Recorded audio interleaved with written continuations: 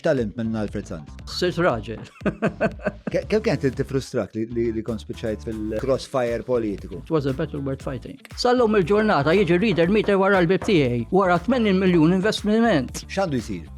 Issa tlaq minna ma rridx inkun naf bl Malta jagħmlu huma.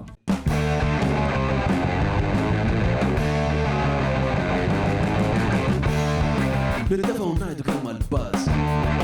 Min waħda neħibu tnejn. Ma nifhmux dwar x'qed irednu. Nistaqsu kif u x'fatta u fejn.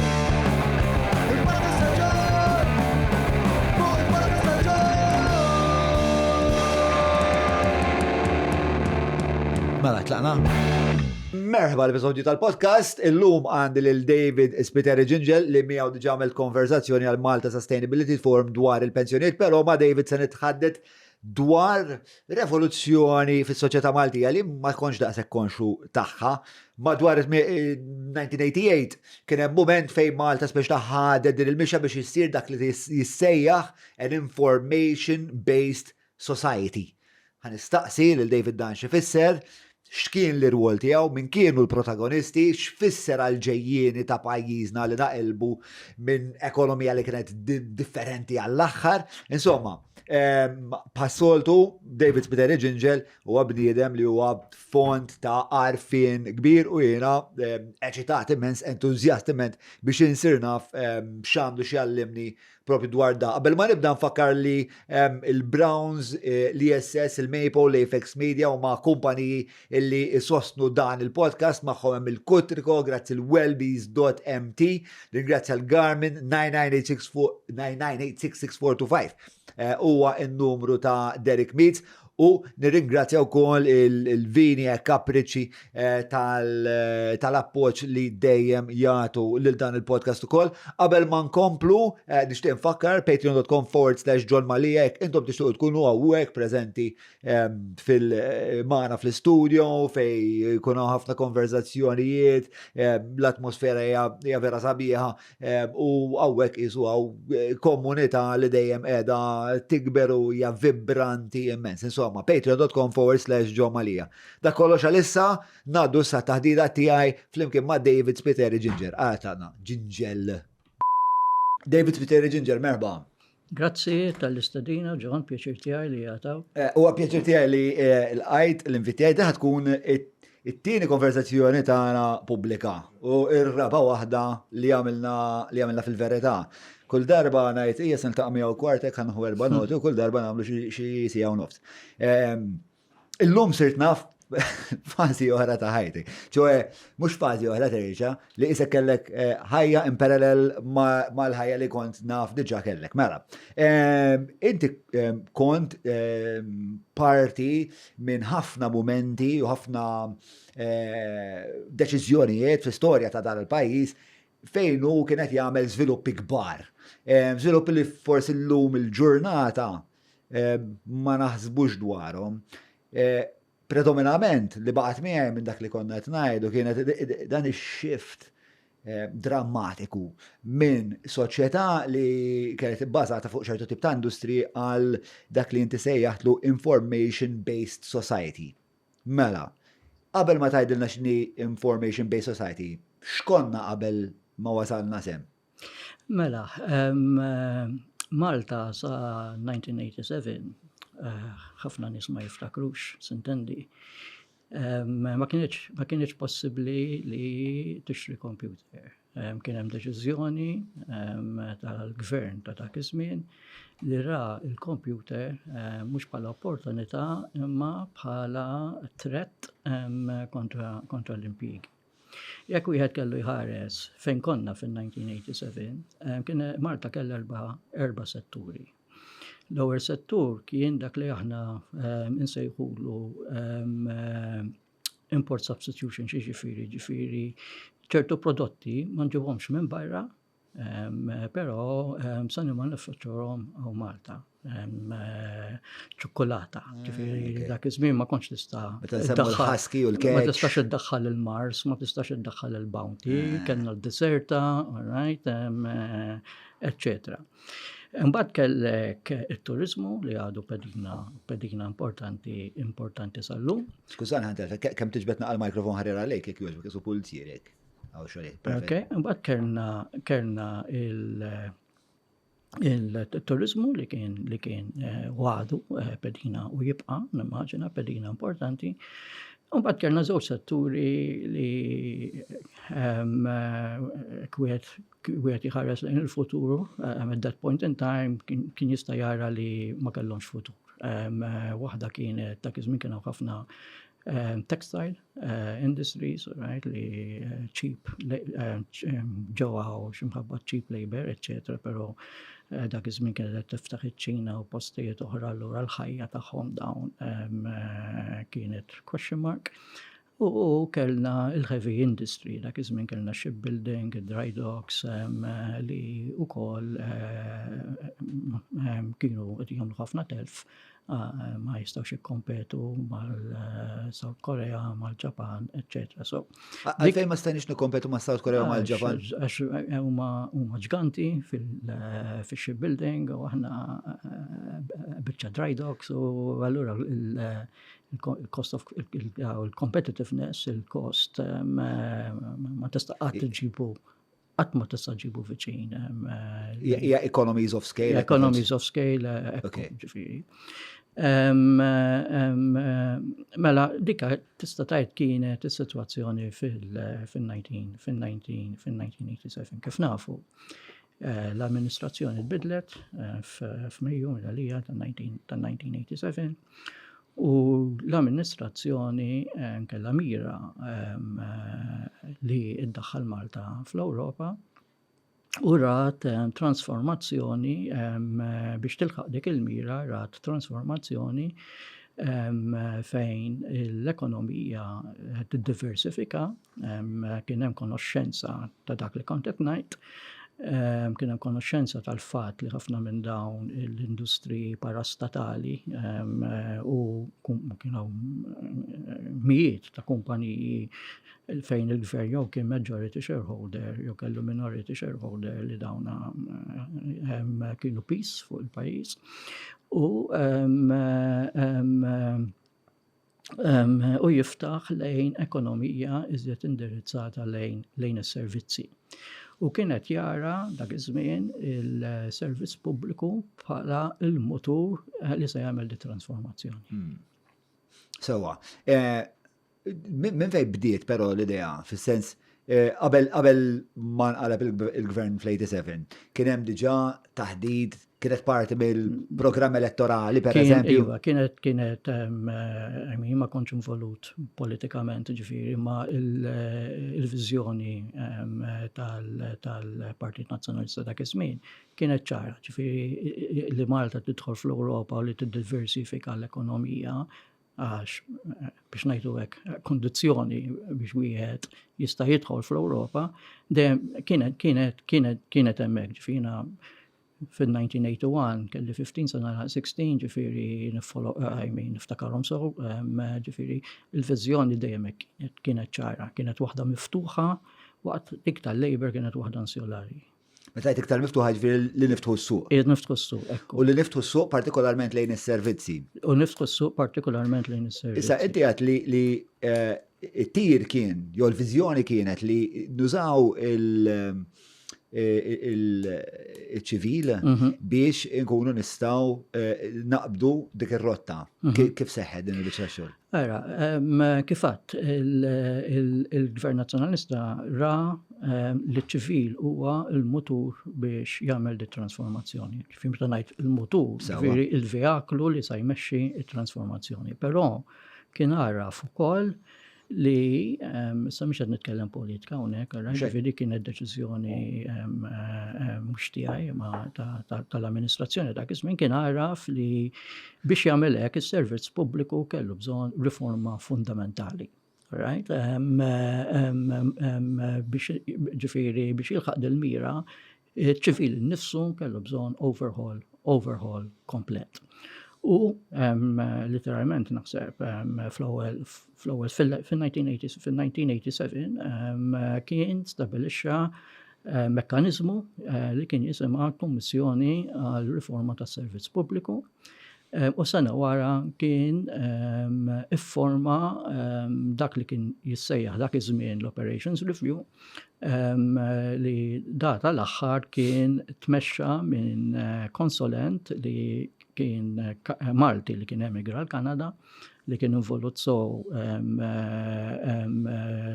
f'Ontario li hija waħda mill-ikbar provenance fil-Kanada li kien kellu pożizzjoni ta' viżjoni u kien involut fl-implementazzjoni tagħha tal-informatika bħala transformazzjoni. U kien għamel il-Gvern Malti kien għamel stedina biex Joe Vita Bone kien għamel stedina jew request lill-Gvern ta' Ontario biex jiġi sekondjata u Malta biex jmexxi l-Operations Review. Issa dawn iż-żewġ entitajiet. Ġifieri aħna importajna xi servizz pubbliku ta' Ontario. Dak iż-żmien konna tlaq il-Gvern l-amministrazzjoni kienet talbet li dan Joe Vita Bone li jien għandi ħafna rispett lejh. Jiġi sekondit Jiġi sekondit. Ħsib li sekondajna xi parti sostanzjali lilu. Jiġi sekondit hawnhekk, ġifi dak kien ir-rank tiegħu kienet jisu permanent secretary, okay? Ġifi li jiġi sekondit hawnhekk biex jgħin din it-transformazzjoni. So bażikament kellek dawn iż-żewġ entitajiet. Jiena kont fortunat għax I was in the right place at the right time, ġifieri ta' kollu ġara ġifieri ċikka kelli ħija kien jaħdem l-OPM dak iż-żmien, kien jaħdem ma' ċertu Edward Warrington li għandu rispett kbir lejh. Edward Warrington huwa lim episode number insomma jekk tfittxu podcast ta' Edward Warrington huwa masterclass public policy, Raġel eċċezzjonali. Kemm inħobbu dak ir-raġel valuri barra minna. Yes. U niftakar kelli assignment ma' Godfrey Perotta, kien fuq pressure groups. Godfrey Perotta u kol għandi rispett bi. Bira ħbat li Godfrey. Li għalih. U il-ħija għatlu sma, għatlu xħat mod jaqbel miħaj fuq il-konklużjoni tijaj, għatlu għaddiħ il-Warrington, għatlu forsi jaraħ. U għaddiħ, insomma. U għara xie ġemad, ġilura kollu blu da, għana maqtuħa, u b'nota zaħira, excellent work. Ma ħallejt li xej, excellent work, ma ħallejt li xej. U għaddit. Ma konklużjoni tijak xkienu ġviri? Le, fuq dal-assignment kienu. In the meantime, ġimaħtu Executive Secretary tal-Public Service Reform Commission, u kien batalija għall-isma li dak l-assignment oġobni għalli t-tħajjar ġiġi. U jena dak iżmin kun naħdem kont laqt mill-Labor Office. Insomma, għatlu tista tħodni l-lum qabelata, għatlu s-sirraħja. Inti first degree economics? First degree, għara, taħt il-Labor, dak iż-żmien economics ma għatluha d-degree. Kienet degree kienet maħbija taħt public administration. Right. All right, so ma nofs il-kors kien economics. Kif kien moħbi computing. Ma għax kienu jassoċjaw, peress li soċjalisti jassoċjaw li l-ekonomija għandha tkun iktar ċentralizzata. Min jista' nirrispondi għax ma nafx, ma naf li kienet anatema. Kif kien il-computing? Ġifieri ħajjina soġġajt il-computing moħbi ċol-istatistika. Ġifieri min l-computer, l-ewwel computer tiegħi li kien ZX80 1K, right? Kien smagel jaħuli it-tiju tiegħi li kien miżewweġ Ingliża u kien ġabu ġifieri dik kienet is-sitwazzjoni. So kif għadt I was in the right place in the right time.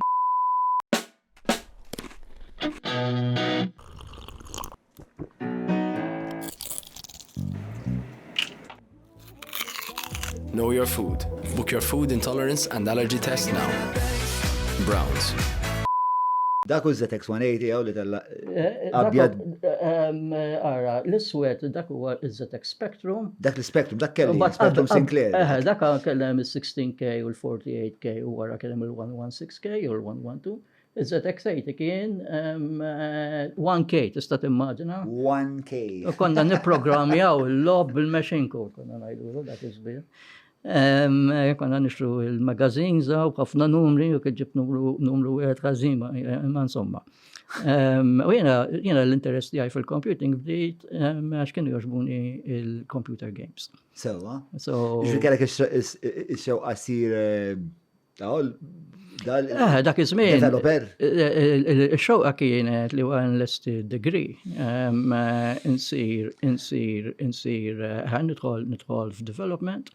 Pero kifat meta konti għat fis-segretarjat tal-Public Service Reform Commission u tal-Operations Review, JVT, għalli xumpanġib scholarship biex umur biex kontat nifitta scholarship biex kompli nistudja għalli taħlix il-ħin biex tagħmel software development, għalli kulħadd jista' jagħmlu. Għalli mifoka fuq kif tuża it-teknoloġija biex tbiddel l-organizzazzjoni, tbiddel pajjiż. Kemm kien seminali da JV ta' Bone, per eżempju? Kien seminali ħafna. Għall-istorja ta' Malta. Kien seminali ħafna, sfortunatament, millum minsi, jiena kif tajt, dak li komplejt dak li komplejt nagħmel jiena kien mibni fuqu, u mbagħad reġa' bena bat meta telaw il-Labor fil-96 ketxawh, meta reġa' tal-Gvern Nazzjonalista fit-2008, lejn il-2010 kien ġie maħtur bħala l-Executive Chairman tal-Malta Communications Authority, u hemmhekk fejn il-liberalizzajna s-suq tat-telekomunikazzjonijiet jiena jisu missieri, ngħid il-verità dan iltaqgħu sal-lum. Mentor importanti. U Edward Warrington u Godfrey tista' tgħid bidlu li ħajti għax kieku ħajti kienet sejra direzzjoni. Taqbad traġittiħor, pero għanti bnidem intelligenti ħafna ġviri perswast. Le, dik hija l-esperjenza tiegħi miegħek bla dubju ġviri. Perswast li kon se taqbad xi triq li kienet ta' interess, però forsi ma kienx ikollok daqshekk jinnaf impatt fuq il-ġejjini ta' pajjiżek li perswast hija xi ħaġa qalbek. Iva, jiena dejjem jisni, jien qatt maħdem tal-flus u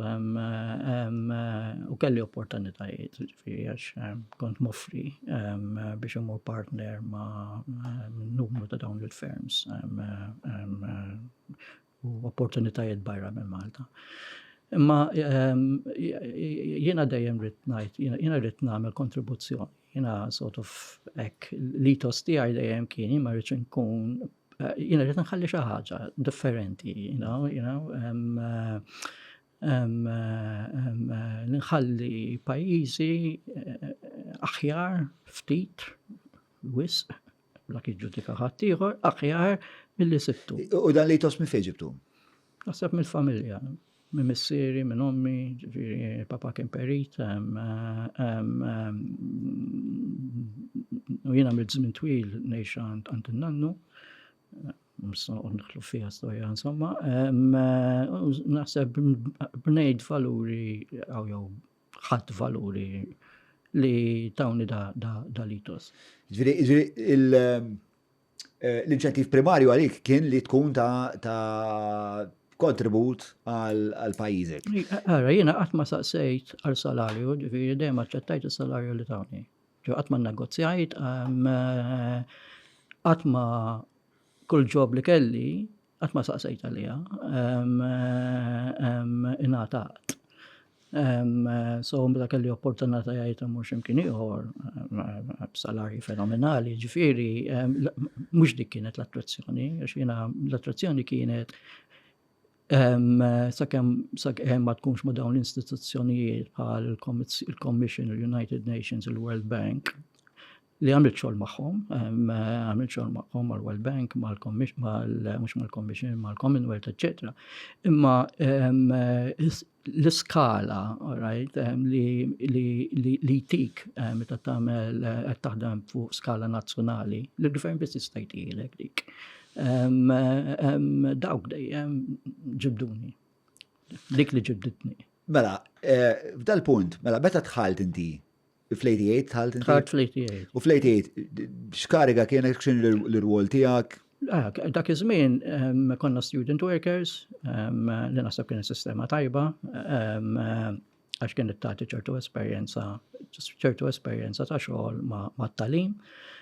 U il-parachute kien li trid tagħmel sentej dak iż-żmien konna nsejħulu administrative officer. Li kien jisu l-middle management grade tal-ċivil. Bat wara kien hemm assistant head u wara kien hemm head, etc. So fl-88 prattikament lejn l-aħħar tal-88 wara li kellna l-eżamijiet kienu naħseb fil-bidu ta' Jannar tal-89 ġifier nitkellmu dak iż-żmien. Kont bdejt bħala administrative officer fis-segretarjat tal-Public Service Reform Commission u l-Operations Review. Mela, tista' tispjegana naqra l-information-based society, x'inhu huma l-vantaġġi tagħha u kien hemm għażliet oħra li stajna nieħdu? Ara, aħna, jiena kif qed ngħid ġifieri, naħseb kien numru ta' nies li f'din l-ewwel fażi bejn il-1990 u 1996 li għamlu kontribuzzjoni kbira, Joe Tabone, jiena, Juanito Camilleri. Waħda mill-affarijiet li tibda minna hija x'inhi Malta. X'inhi Malta? Malta hija iżola fil-periferija tal-Mediterran li magħha waqt li ġib il-vantaġġi għandek żvantaġġi li jaffettwaw l-ekonomija, mbagħad l-ekonomija taffettwa s-soċjal. Mela, u dika we coined the term li kienet the tyranny of distance. Ġifieri, mela l-Malta li hija iżola qed tibni limitazzjonijiet kbar biex Malta tista' tikkompeti. Għax jekk jiena irrid naf għandi kumpanija ta' chips, l-ST, whatever, il-raw material ma jsirx għal Malta, ġifieri kull raw material trid iddaħħlu, tipproduċih u terġa' toħorġu minn barra. So għandek challenges li huma mhux faċli. Allura aħna rajna sort of konxi ta' d-dinja l-ġdida, tqis ġifieri li kif qegħdin ngħidu fin-1980 ħareġ l-ewwel personal computer, ZX80 ta' Sinclair li kien 1K, ġifieri sa' 1990 bdew ħareġ l-Amstrad, min jiftakar, bdew jikbru daw u bdejna naraw. Mbagħad konna naħafu li l-Amerika kellha l-internet u da l-potenzjal kien li sa jispiċċa jinfetaħ mad-dinja u diġà kien hemm esperimenti bejn universitajiet u dawn l-affarijiet kollha.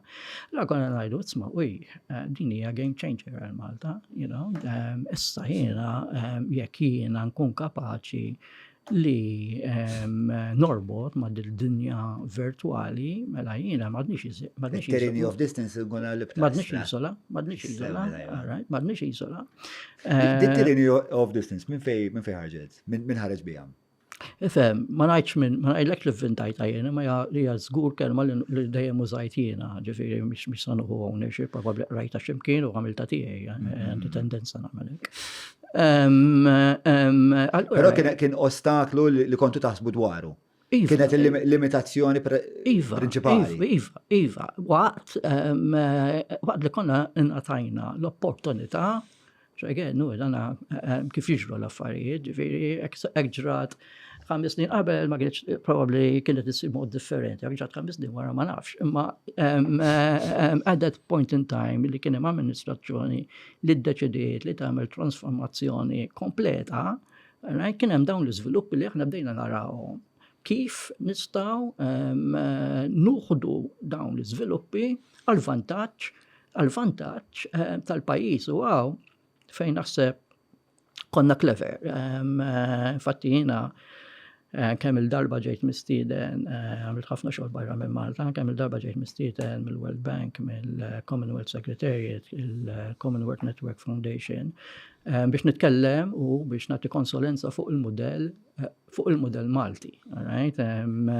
Għalfejn aħna minna transformazzjoni daqshekk fast li ħafna pajjiżi, apart is-sajż, għax is-sajż jgħinek, per għandu limitazzjonijiet ukoll. Li ħafna pajjiżi għadhom jisibu diffiċli sal-lum il-ġurnata. Għax aħna għadna mela il-gvern sa jagħmel di trasformazzjoni sinifikanti, right? Xeba risorsi ta' flus u kapital uman. U żajna li isma' ta' ikun kważi dnub mortali li di trasformazzjoni nżommu biss biex nimpruvjaw l-effiċenza, l-effikezza, l-ekonomija tas-servizz pubbliku, importanti kemm dik hija importanti għalfejn. Għax il-gvern, partikolarment f'pajjiż żgħir bħal Malta, right, huwa l-ikbar operatur. M'hemm ħadd li jasal lejn il-gvern, bl-ikbar ammont ta' nies li jaħdmu miegħu, bl-ikbar purchasing power, il-procurement tiegħu, eċetera, eċetera, eċetera. Allura għadna mela ejja nużaw it-trasformazzjoni li l-nasattina dil-opportunità. Mela hawnhekk huwa opportunità unika li il-riforma ta' ċivil, nużawha biex nixbdu is-soċjetà u l-enterprise, biex nġibuhom fil-digital, nikreaw dak iż-żmien konna nsejħulu an information society and an information economy. Right. Ġifieri ħattu dil-opportunità li kontu se tagħmlu l-gvern iktar effiċjenti jew kif jopera l-gvern. Bdejtu taħsbu kif ukoll tista' is-soċjetà ukoll tkun parteċipi f'din il-miġġat innovazzjoni. Ekku, jiena illum forsi diffiċli li wieħed diffiċli li jimmaġinahom ċertu affarijiet għal forma m'għandniex qed nitkellmu xi. Imma l-bidla kienet rapida ħafna, Kienet rapida ħafna, ġifieri titqis li fin-1990s ftit kienu li kellhom computer, aċċess għall-internet kien ma jeżistix at that point in time għax l-internet daħħalnieh fin-1996 u storja warajja wkoll. Allura għamilna numru ta' mekkanizmi biex nibdew nibnu din biex nagħtu kif tajtaw ramp up, injection biex nibdew naslu. Waħda mill-affarijiet li niftakar pereżempju kienet li kull persuna fiċ-ċivil li kien jaħdem knowledge worker ġifieri mhux pulizija, right? Ġifieri kien poġġejnilu computer fuq il-mejda, literalment, ġifieri. Kien hemm reaction. Qed ngħidu knowledge worker qed nitħattu fuq. Ġifieri qed nitkellem anybody li jaħdem ġo ministeru, ġo dipartiment, mhux qed nitkellem għal nurses, mhux qed nitkellem għal tobba, dak ukoll kien hemm issues. Dik kienet l-ewwel li nixtieq nifhem issa. X'kienu tangibilment. Tangibilment kienu, l-ewwel ħaġa tangibilment kienu li kien hemm numru ta' pedini. L-ewwel pedina kienet li nikreaw qafas u arkitettura li il-gvern jista' jibda nibni is-servizzi tiegħu għall-informatika. Right? At that stage, nerġa' ngħid l-internet ma kienx jeżisti, ġifieri ħafna minn dan ix-xogħol kien back office work. kif semmejt, taħt qabel il-1987 ma kienawx course fil-computing, ġifieri ma kienawx Maltin unless huma studjaw barra minn Malta jew talmu b'xi correspondence course waħedhom, right, li kienu fil-computing. Waħda mill-affarijiet. Kors il-computing l-Università. L-Università, dak ismin l-Università Biskina. So, u min kien sejtih ma dal-kors? Ġej għalija. Waħda mill-affarijiet li għamilna għax ma kienawx il-kapital umana, għamilna żewġ affarijiet importanti ħafna. U konna fuq waħda minnhom konna kritikati big time. Ġibna kważi 200 barrani. Right? Għax aħna għadna, mux imkien tibda. Ek jien m'għandix.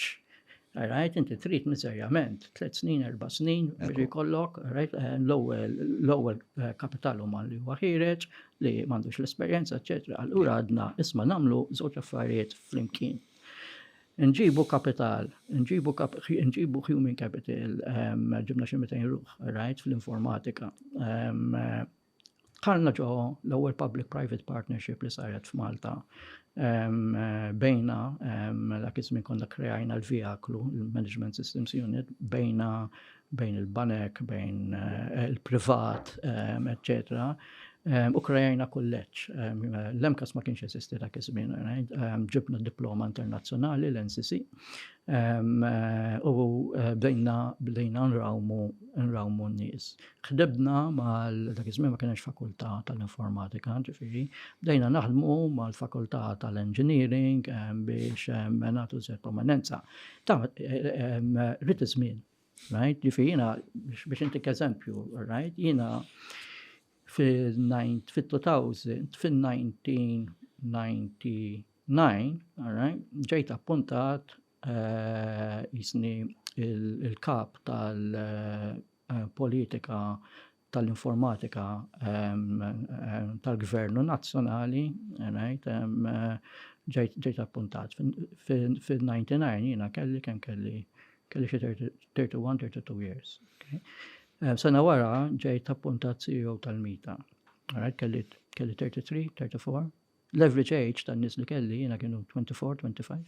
Tan-nies li kellek bħala għalliema, ġifieri. Le, bħala nies, ġifieri l-impjegati tiegħek. 24, 25.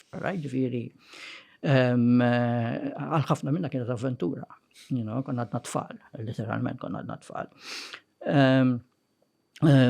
So bdejna nibnu il-kapital uman. Ħriġna u konna kritikati ħafna strateġija ta' kif se ndaħlu l-informatika fl-edukazzjoni. Jiena naħseb konna clever kif għamilniha ma għax aħna iddeċidejna. Ħdimna mal-edukazzjoni u mal-Malta Council of Science and Technology. Id-deċiżjoni kienet isma' fis-soċjetà tagħna, right, li dak iż-żmien hekk kienet, l-om jew l-missier sa jpoġġu mat-tifel meta jkollhom jew it-tifla meta jkollhom il-homework. Allura għadna isma' ejja nużawhom bħala katalista, right, biex jitalmu huma, nagħlmu tfal, ġifieri tfal nibdew mill-primary, niftakar sew mill-primary għax ninsa sejt. Għax għandna nafu mis-soċjetà kif iġġibruha li l-missier jew l-om se jitgħallem. Għax jiġi jpoġġi mat-tifel jew mat-tifla tiegħu meta tagħmel il-homework. U mbagħad bdejna isma' konna kritikati għax konna għalfejn ma bdejtux mis-sixth form u dal-affarijiet kollha, imma dika kellha ripple effect barra minn hawn. Bdejna nagħmlu access labs, ma kienux bl-internet dak iż-żmien, mal-computers, biex tixtri biċċa computer dak iż-żmien kien jiswa 500 lira Maltin, flus, ġifieri, flus. Nimmaġ fid-dar privati ma kien hemm xi abbundanza ta' computers. Ma definitely kien hemm il-ġenerazzjoni iż-żgħira li kienet ħirġa mill-università, mill-probabilità, kienet qed tarma. Ma definitely kienem, konna netkellmu aktar kmini dal-għodu dak li nsejħu digital divide. Ġifieri digital divide kien serju fis-sens li tista' tgħid anybody li kien over 30 At that point in time, għatma nisma computer f'ħajtu. Xek, All right? Dawk li bħali, kienu ħarġi mill-università, fejn illum ngħidu li tfal tagħna huma digital native, right? Jiena at 16-year-old kif għad kelli l-ewwel PC li għad ħareġ il-ZX80. U trabbejna madwaru. Imma Politikament kien hemm min kien jopponi dan it-tip ta' tibdil fundamentali u pjuttost drastiku tas-soċjetà. Politika mela, ħafna minn dir-revoluzzjoni li saret mill-informatika ma kienx tidher, right? Jiena nsejħilha silent revolution. U kważi tajt, mhux fl-interreta tagħha losers dejjem ikun hemm, ġifieri nidħlu fl-ixxu tad-digital divide hija issue sensittiva ħafna. U tibqa' sensittiva ħafna llum 30 sena wara.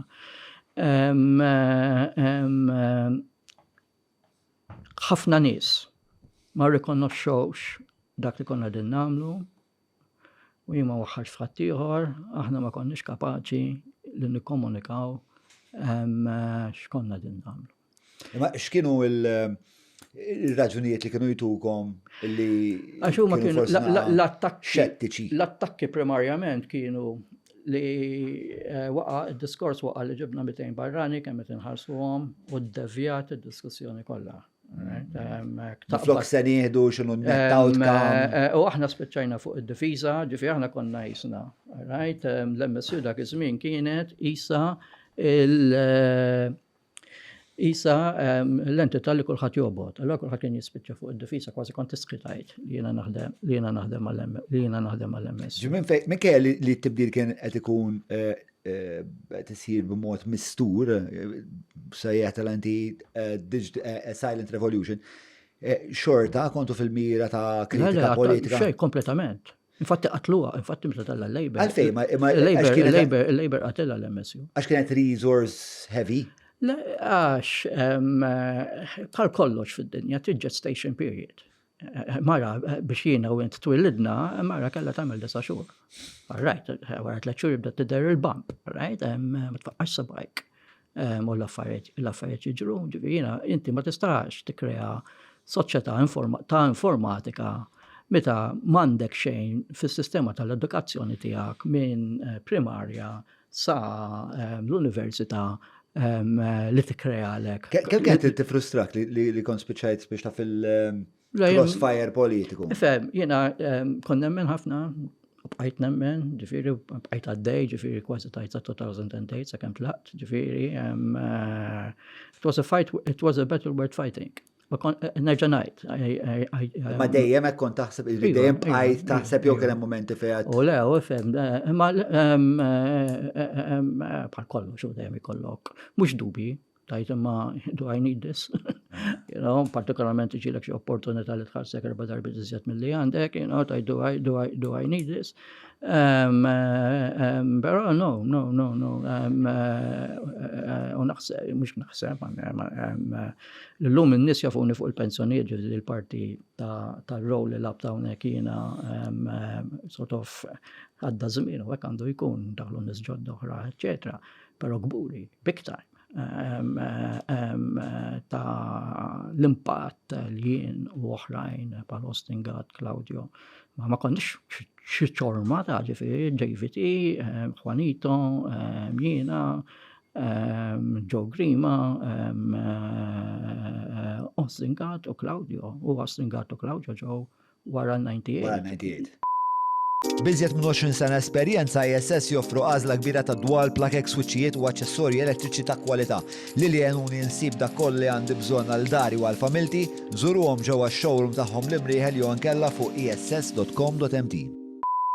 Qabel ma ngħaddu għal fażi li jmiss, semmejt li kien hemm it-telliefa fiha wkoll din l-istorja minħabba dan l-imsejjaħ digital divide. Min kienu t-telliefa? U x'għamiltu jew xi stajtu tagħmlu aħjar biex tkollkom inqas telliefa? Ara,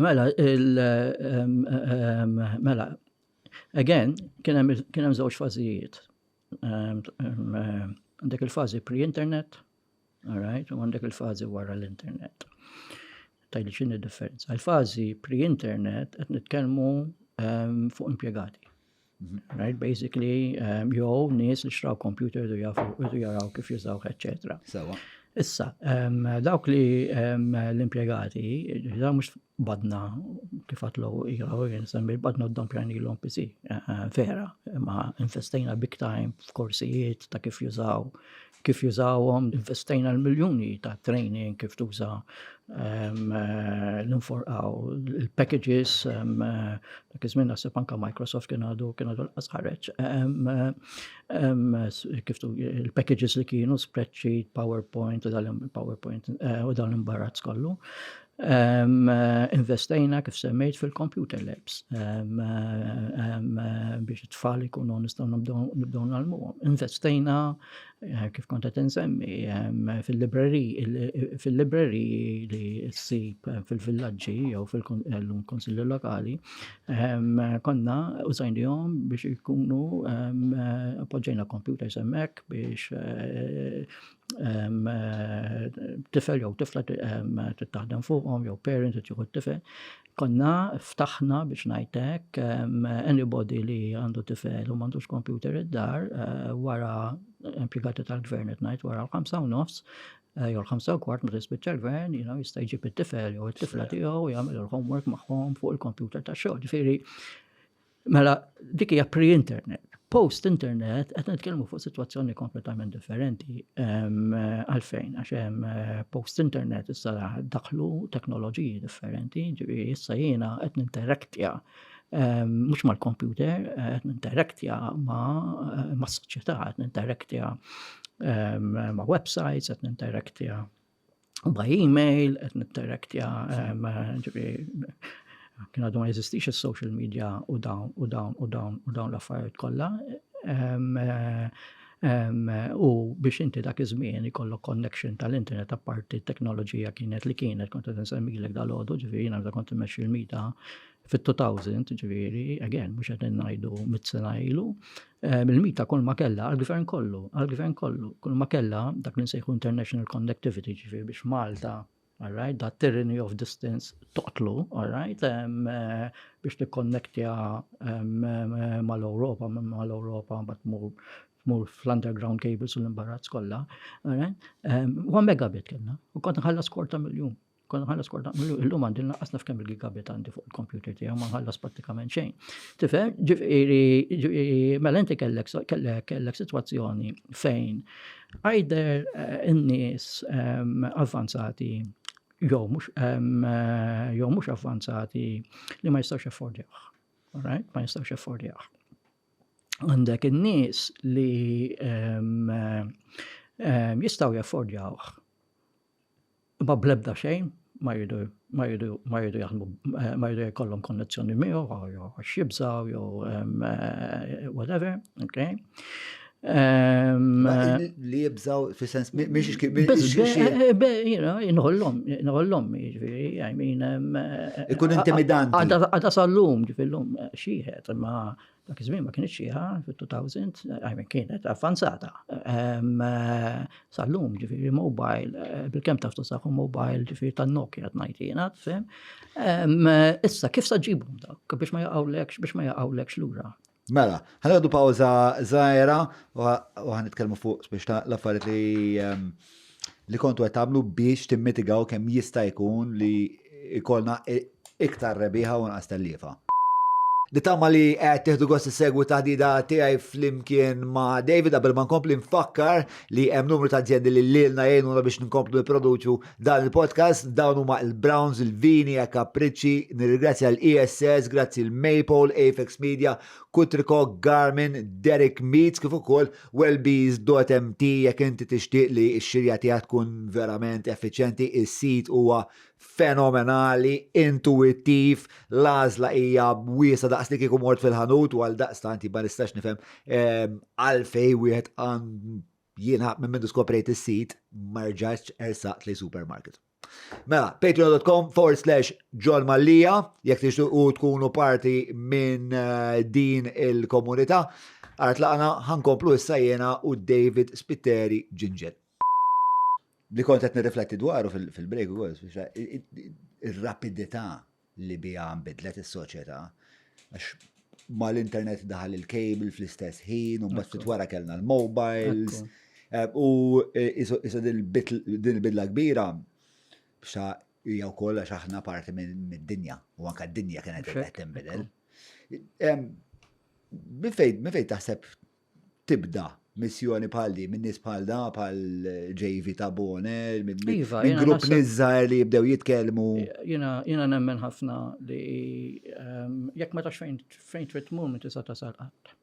So nipparaphrasja quotation minn Alice in Wonderland fej Alice tiġi xi fork.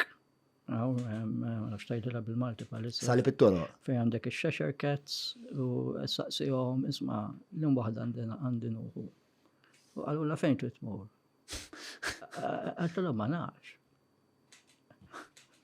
Ma tagħmilx differenza l-lum waħda tieħu. Right? So, dik dejjem baqgħet f'moħħi, jien irid inkun naf fejn irid issejjer. U mbagħad naħdem lura kif sa nasal. So, konna ċari, nsertajna li konna ġibnija żewġ, mhux neċessarjament dejjem iġiba żewġ, imma konna ċari u bnejna l-building blocks, ġifieri u ma dawn il-building blocks apparti issues ta' digital divide, bdejna nagħmlu l-qafas illum noħdu ċertu setturi for granted like gaming, il-financial services, anything that is e-based, right, information economy, ekonomija digitali, ma sarx ċekka. U minnar din ir-revoluzzjoni dawn l-industrija ma jeżistux. Ma jeżistux. U Malta hija avvanzata, ġifieri ħares lejn id-diskussjoni il-Ġermanja, per eżempju, il-Ġermanja l-investiment tagħhom digitali, right, għadhom xhur warajna, ġifieri interessanti. Tal-aħħar kont qed naqra ma nafx naħseb il-Guardian kienet jew il-Newsweek ma nafx li waħda minnhom anyway li mhux qed ngħid ġifier ngħid xi ġimgħat ilu jiftaħru kien hemm artiklu jiftaħar li l-Amerika daħlet li tista' tapplika għas-Social Security Online. Marija li daħħalni għadi. Dan waħed minn dawn il-vantaġġi li bdejt issemmi l-għax inti minnhom għad l-istat, ċowe pajjiż meta jkun żgħir ukoll tik ċertu vantaġġi.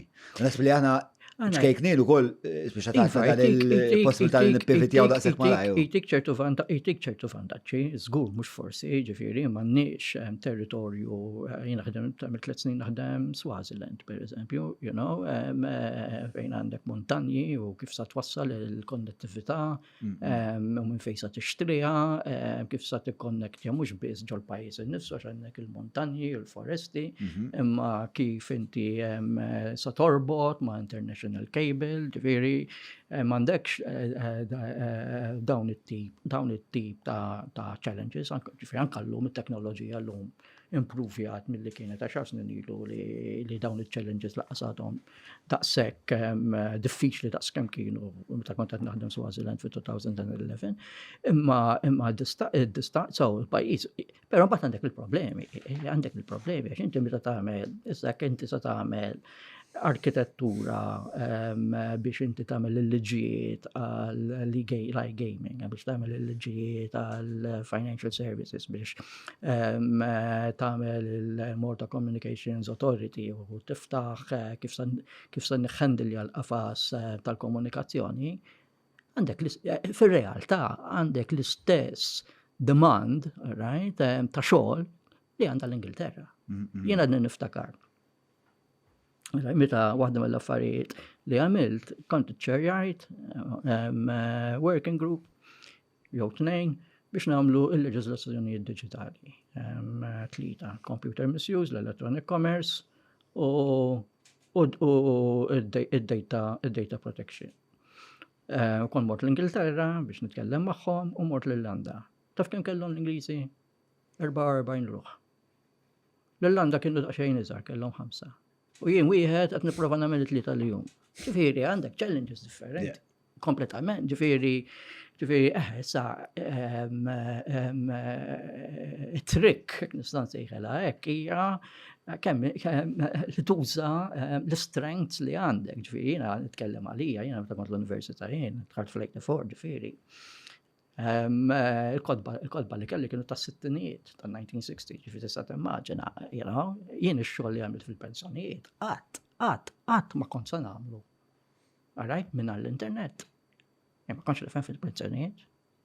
Jien stess ma kontx naf. Inti tifhem essenzjalment kif tuża l-informatika u s-sistemi. U kif dak il-knowledge sa tarb, ara jiena nemmen ħafna.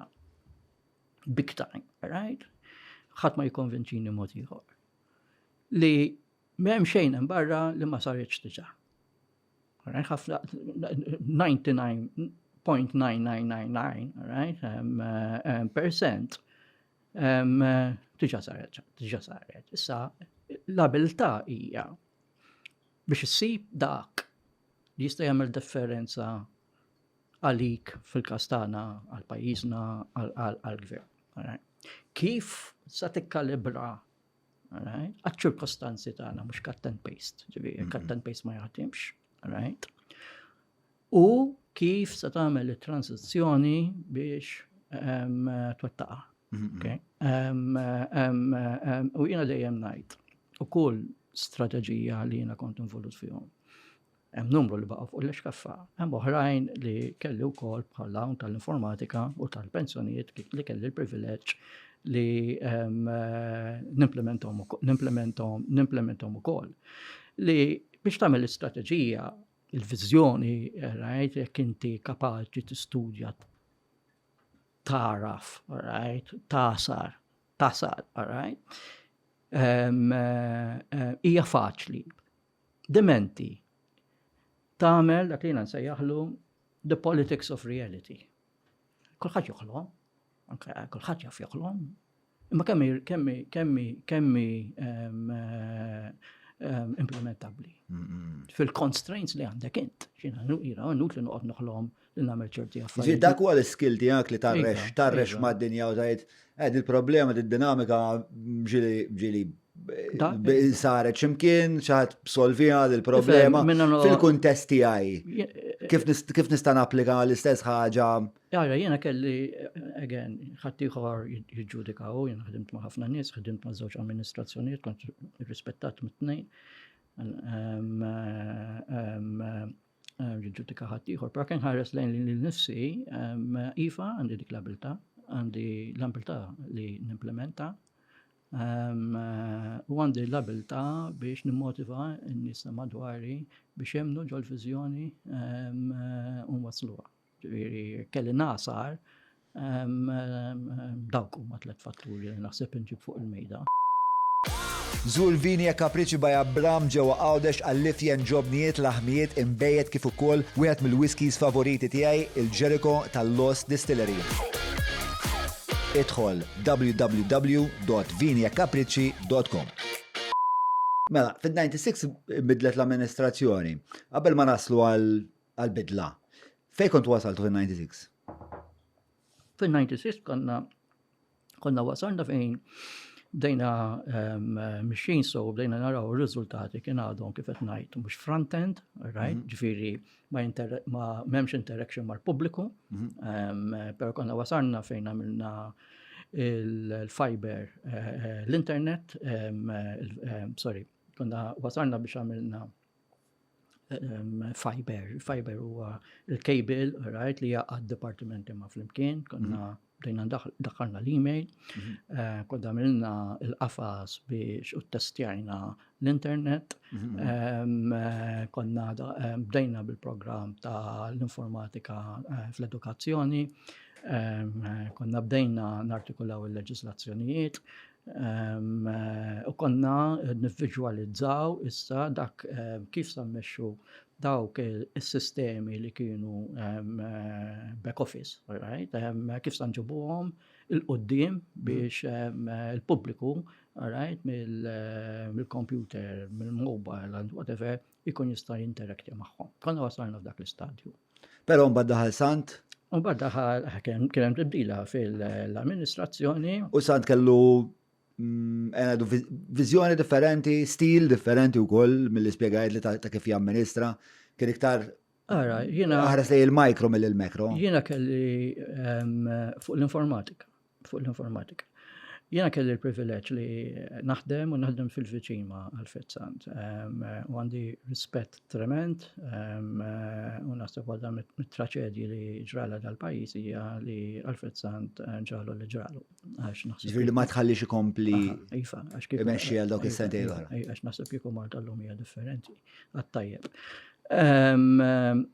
Kif kienet tkun aħjar Malta taħt Sant? Li kieku Sant ħalla jagħmel ix-xogħol li kellu jagħmel. Alfred Sant fl-opinjoni tiegħi dejjem kellu l-kuraġġ biex jieħu d-deċiżjonijiet diffiċli li dal-pajjiż baqa' jipposponi u kellu l-kuraġġ li jneħħi jew li jkun id soda fil-partit tiegħu li ma jħallix kontinwazzjoni ta' meta titbiddel l-amministrazzjoni jittajjar kulħadd. Okay? Kellu l-kuraġġ. Issa, jiena bidlet l-amministrazzjoni, bla bla bla, u l-ewwel darba li tqajt mal-Alfred Sant kienet fit-19 ta' Deċembru. L-elezzjoni kienet 26 October. In the meantime kien sar rapport minn Alfred Mitsut fuq il-Management Systems Unit u li kien sejjaħni inkompetenti. In the meantime jingħad isfem.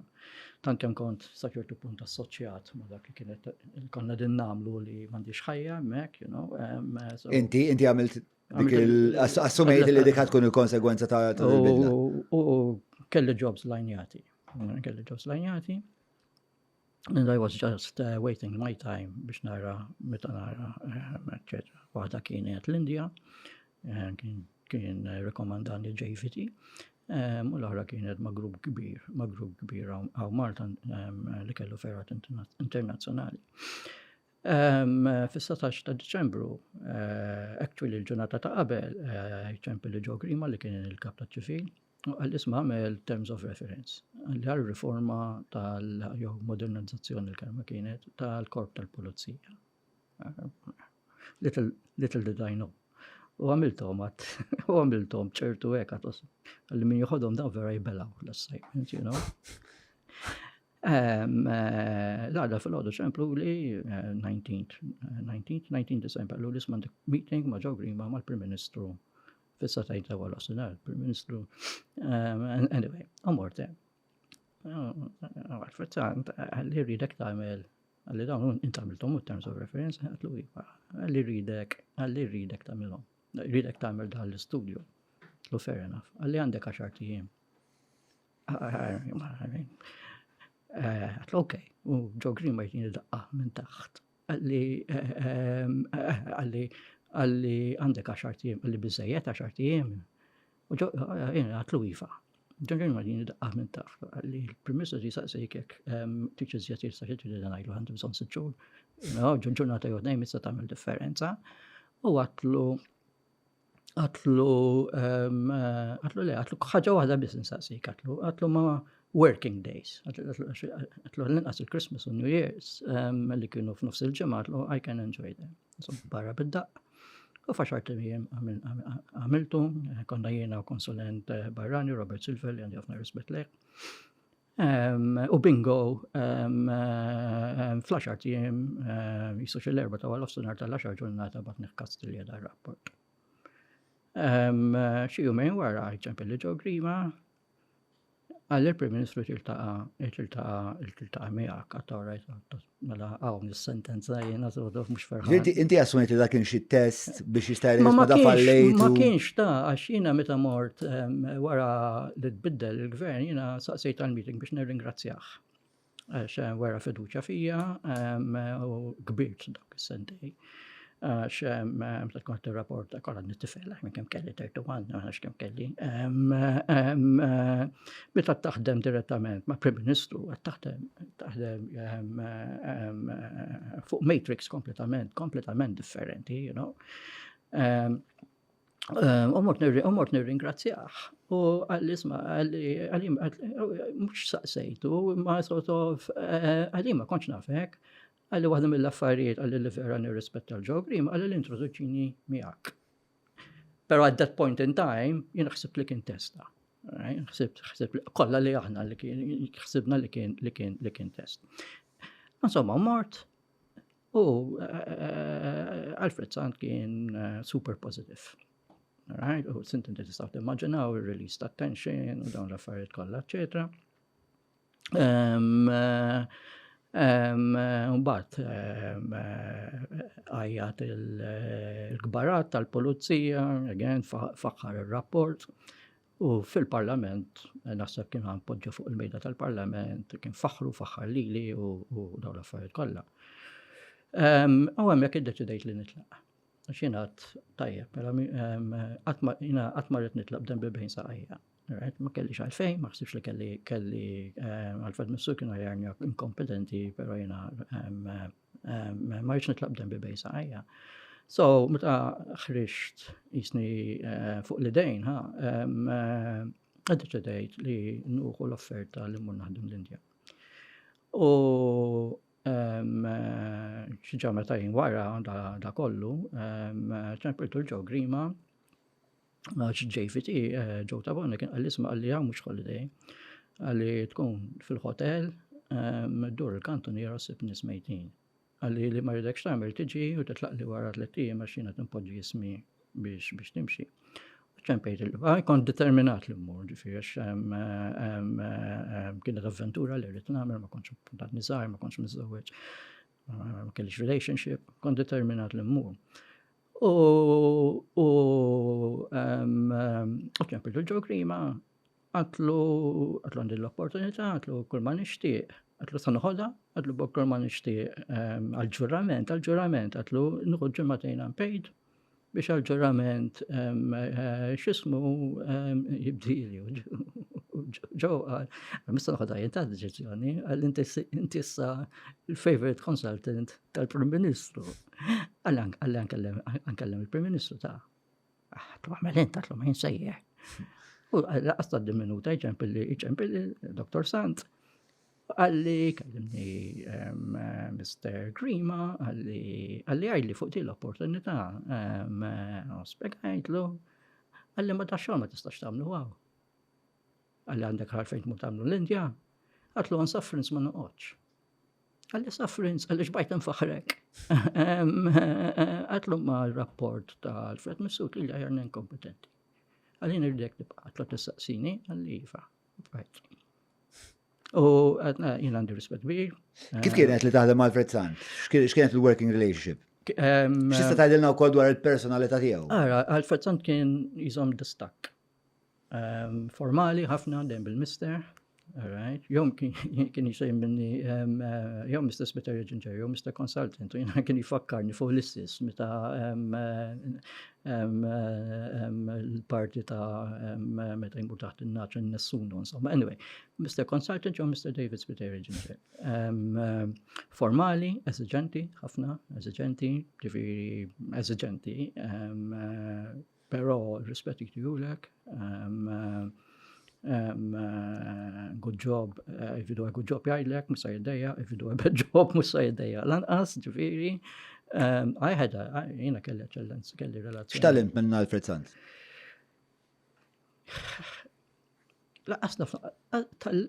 Tallim tant kem tallim ta' affarijiet, kem mill-valuri tiegħu, kem mill-esperjenza li kelli, kem taħdem qrib ma' Prim Ministru gbirt, għana jidilek, gbirt. Xint kont għadek pjuttost zazuħ. Sirt raġel. Gbirt. Dak l-istress. Gbirt. Dak l-istress u l-esperienzi.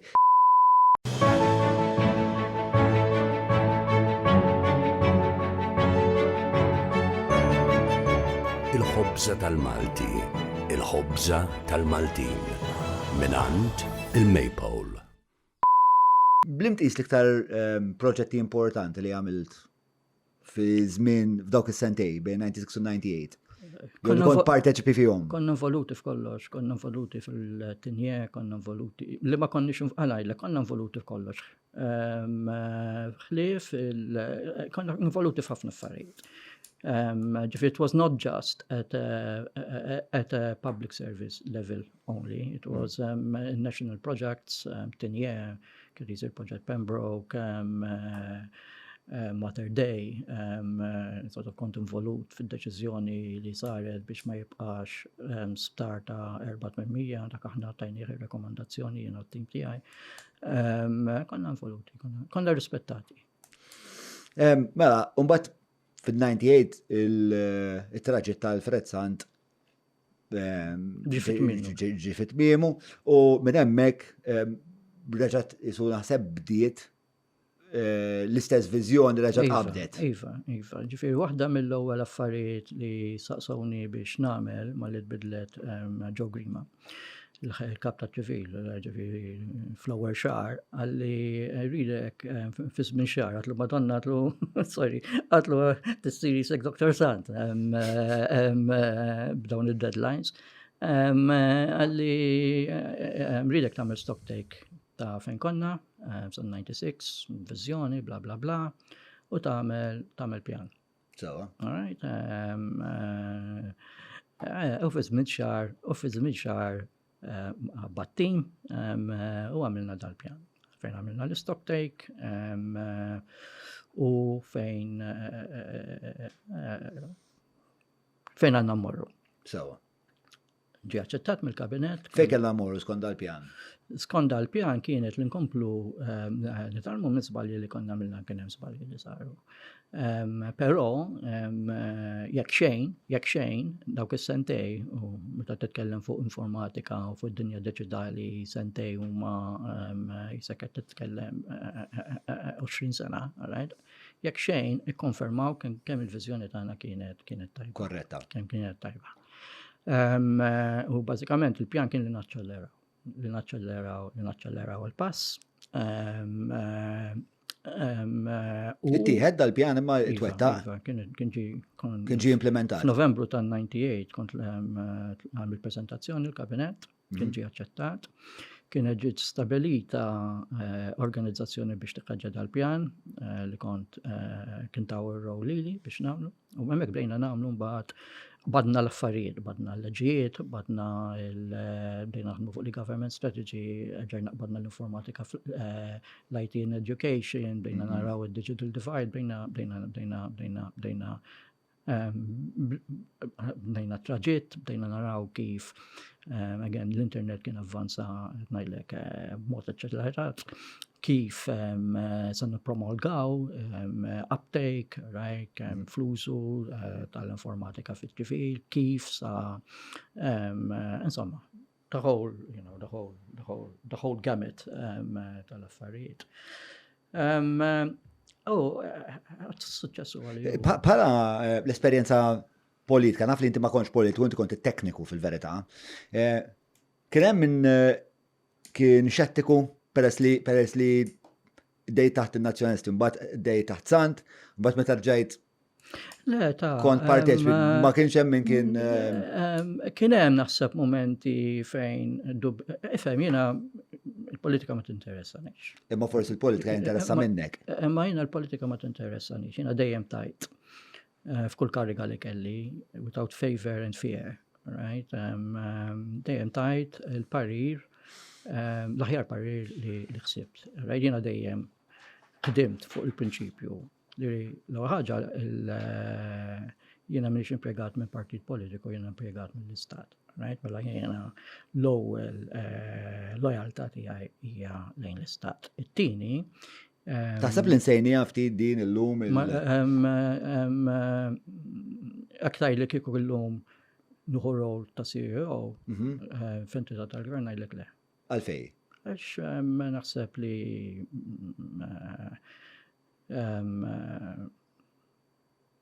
it's a poison chalice u nieqaf. Right? Biex inkompli ngħid. Ġifieri jiena l-lojaltà nitlaq wara 5 minuti x'immur nagħmel. biex l-ewwel telefonata li għajdu li tiddaħħalek il-persuna, ngħidulhom ċaw, thank you, si kulħadd tieħu x'imur nagħmel. Ma mhux xejn. Taħseb li bħalissa Ifhem dejjem jekk kienet, right? Jiena kienu jċemplu li nies. Anke meta kellna amministrazzjoni nazzjonalista, jiena kon ngħidulhom le.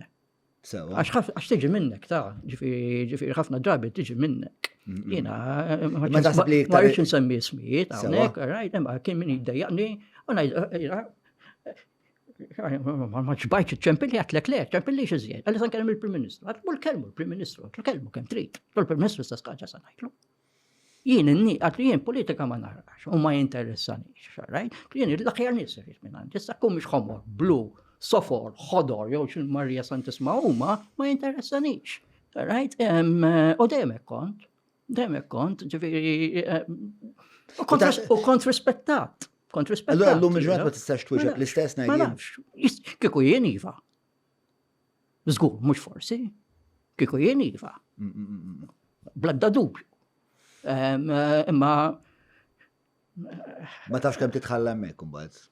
Dak isem. Efhem, ngħidlek għax kollox huwa fil-kuntest tiegħu. Jiena kont konsulent ta' Justin li għandi rispett kbir leha, sharp, intelligenti, nekki dak li ġara. Sharp, intelligenti, għandha viżjoni, miegħi b'integrità totali, taf il-background kollu tiegħi, saqsejta qabel għat-talenti ċert li tridni li għart li iva. Naf li ġiet kritikata, x'appuntatni, right? Minnu serju, nis-serju jrid. Għax minnu serju jasal jrid. Mhux hekk. Ġifieri jiena 3 snin li għamil naħdem ma' Justin meta kienet Ministru ta' Għawdex, right? U bdiet fl-opinjoni tiegħi se jien forsi daqsxejn biased, bdiet titrasforma l-Għawdex. Bdiet titrasforma. Ġifieri again nerġa' ngħid jiena darba tlaqt, u tlaqt taħt in-nazzjonalisti għax kelli argument ma' Tonio Fenek, tlaqt. Le. Inti sa 2008 għamiltu s-servi fil-ċivil. U batlaq. X'kien li wasal għal Minn interessat jidħol il-videos tal-Public Accounts Committee għax ma nafx kemm il-darba jtuli. Jiena d-deċiżjoni kienet sempliċi. Mela jiena bħala kap tal-Ena Malta, right? U l-kabinet kien aċċetta, kont se investejt 80 miljun biex nibni cash to meter, ġifieri naqraw il-meter mid-dar u li dak ikun integrat ma' dak li nsejħulu utility billing system, right? ġifieri naqraw il-meter mid-dar. Ġifieri jiena m'għandix għalfejn nibgħat nies wara l-bib biex jaqraw il-meter. Kun kollox konness ma' sistema ċentralizzata. 80 miljun, right? 80 miljun biex ċajta, 80 miljun. Actually, il-kabinet, ngħid kollox issa, il-kabinet kien ta' 150 miljun u jiena nnexxieli ninnegozjar 80 miljun, okay? Ġifieri. U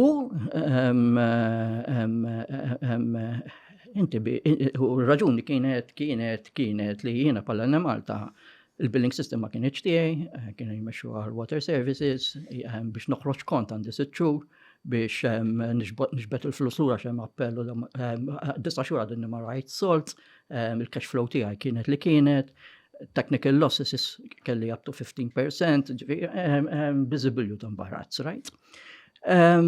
U rrid nimmodernizza. U l-approval ġibtu, sa jiena l-Ministru tiegħi kien approċċani Ostingat biex immu, li għandi ħafna rispett, kbir, okay?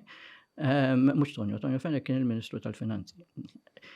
Ġifida li għamilna li l-pjanar u morna kabinet kien kollu taħt Alfrezza. Taħt Ostingat.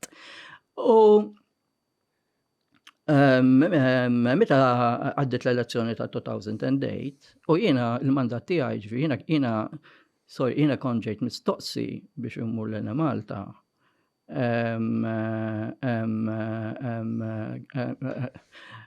Kien approċċjat ukoll Lawrence Gonzi ġifieri u jiena mort hemmhekk bil-brief Right, li sanamlu t-tibdiliet li hemm bżonn għax l-Malta kulħadd kien jaf li l-Malta kienet it-Titanic kienet ngħidilek. Wara li ħabtet mal-iceberg. Ma dak Inti iddeċidejt li ssir kaptan ta' vapur li jgħet Kon konfidenti minna ma nkun presuntus u minna ma nkun arroganti. Li tant kemm kienet situazzjoni fossilizzata, right? Li t-tibdil se ta' jsir. Dan għal-problema tal-Enemalta, sa' niġi l-ura għalfejn tlaqt kif tlaqt. Problema tal-Enemalta sfortunatament. Dejjem kienet imexxija minn chairman jew għal-inqas żmien twil li huma tekniċi, enġiniera, eċetera. Zammu impjant, right, li nxtara second hand minn wara it-tieni gwerra, right? U zammuh u neqqilhom il-kappell u neħħi il-kappell mill-inqas unskilled worker li kien hemm biex iżomm dak impjant antik bħal dak iżommu għaddej għal dak is-snin kollha meravilja, right? U għandhom għandi rispett kbir. Imma ma ħarsu strateġikament. Wara li sar dal-Lemara Power Station, daqshekk, il-fizzjoni waqfet. Bdiet qabel ma tħalt jiena nkun ġifieri bdiet meta over Austin Gatt minn daqshekk viżjonarju u jasal. So kont konfidenti. Għax ngħiduha kif inhi. Ejja nuħdu il-generating plant, right? Mela dan il-generating plant, right, li kellna turbine 7 u turbine 6 u ma nafx iżjed, right? Mela dak kien fuq l-steam, right? Steam għal kull barrel of oil kien jitini l-ura 22%. Right? Ma nistax nagħlqu fil-għaxija għax biex intellaw 8 sigħat. Right? Climate change dak nisejħulu abatement, right? Fi mekkanizmi filters u dawn l-imbarazz kollha, antikwati ma ngħidlekx kemm. Issa, ma tix kun ġenju. Tix kun ġenju li tajaf li jekk jiena sa nbiddel makkinarju second hand wara t-tieni gwerra dinjija u sa nixtri the latest best technology, sa nagħmel improvements ta' barra minna, sa nagħmel improvements fuq greenhouse gases, sa nagħmel improvements fuq kemm jiswili l-cost biex niġġenera, kif iddiżinjajna l-impjant fejn qabel kelli 60 megawatts u għal-ħar saqali waħda għax ikolli nixxadja kwart ta' Malta, iddiżinjajnihom 19 megawatts u l-waħda għalli mbagħad fil-għaxija nkunu nistgħu nixxattjaw ukoll ma tkun ġenju. Ma titaħseb. U l-Malta, nitkellem fuq l-informatika. L-informatika Spitfire. All right? Akka ma ddurx hekk, Spitfire. L-Malta. Spitfire, ġifieri kull id-deċiżjonijiet ġiet tieħdu. Għax within 2 years tlifta. Ġifieri inti ma tibqax konkorrenti. Tkun dexterous ħafna, tkun kapaċi tirrispondi. Ejwa. Tkun l-Malta kraf kejjer. Biex iddawwara. Tista' ddawwar biex nibni impjant, kemm attakkawni fuq l-impjant, right? Rajna meta min ġi warajja biex ibni l-impjant, għamlu f'sentej. X'għamel f'sentej? U kon naf, intelligenti imma ċux minix lanqas. Nafx ġifieri biex tagħmel procurement, nafx ġifieri biex tibdi. So, kont konfidenti. Kont konfidenti li tista' taqbad l-Malta u terġa' ġibha fuq saqajja. Kont konfidenti. Issa, mela coming back. Araw li kienet parti mill-riforma li konna din nagħmlu. Mela again, mela sa nfut $1 miljun, jiena kont irrakkomandajt jiena għalfejn biex namalgamaw il-call centers tal-Enemalta, mhux il-call centers, il-customer care tal-Enemalta u ta' x'isimhom tal-water services li saret l-arms. Il-ġenesi tal-arms kien tajjeb. Għalfejn fallit l-arms. Wow, ġej. Għax l-arms, ma nafx kemm damu għadha sal-lum, u ngħidlek għalfejn. Għax meta jien biex dak il-kapital ta' 80 miljun nkun nista' nħadmu kif suppost. Kelli bżonn narma nies kemm fuq kif nimmanipula s-software li xtajna ta' business intelligence, ġifieri. f'dil-area kemm qed intuża d-dawrak, nipparaguna ma' x'imkien ieħor għalfejn biex jiena nkun nista' l-losses tiegħi minn fejn ġejjin, għalfejn ġejjin, f'liema area ġejjin. All right? U kemm biex jiena nkun nista' nintegra l-cash to meter, konniex qegħdin ngħidu li rrid armata, all right? Konna ngħid li għandi bżonn bejn 8 u 12 nies. Ma rridx. Konna fejn ma rridx. Right? U jena,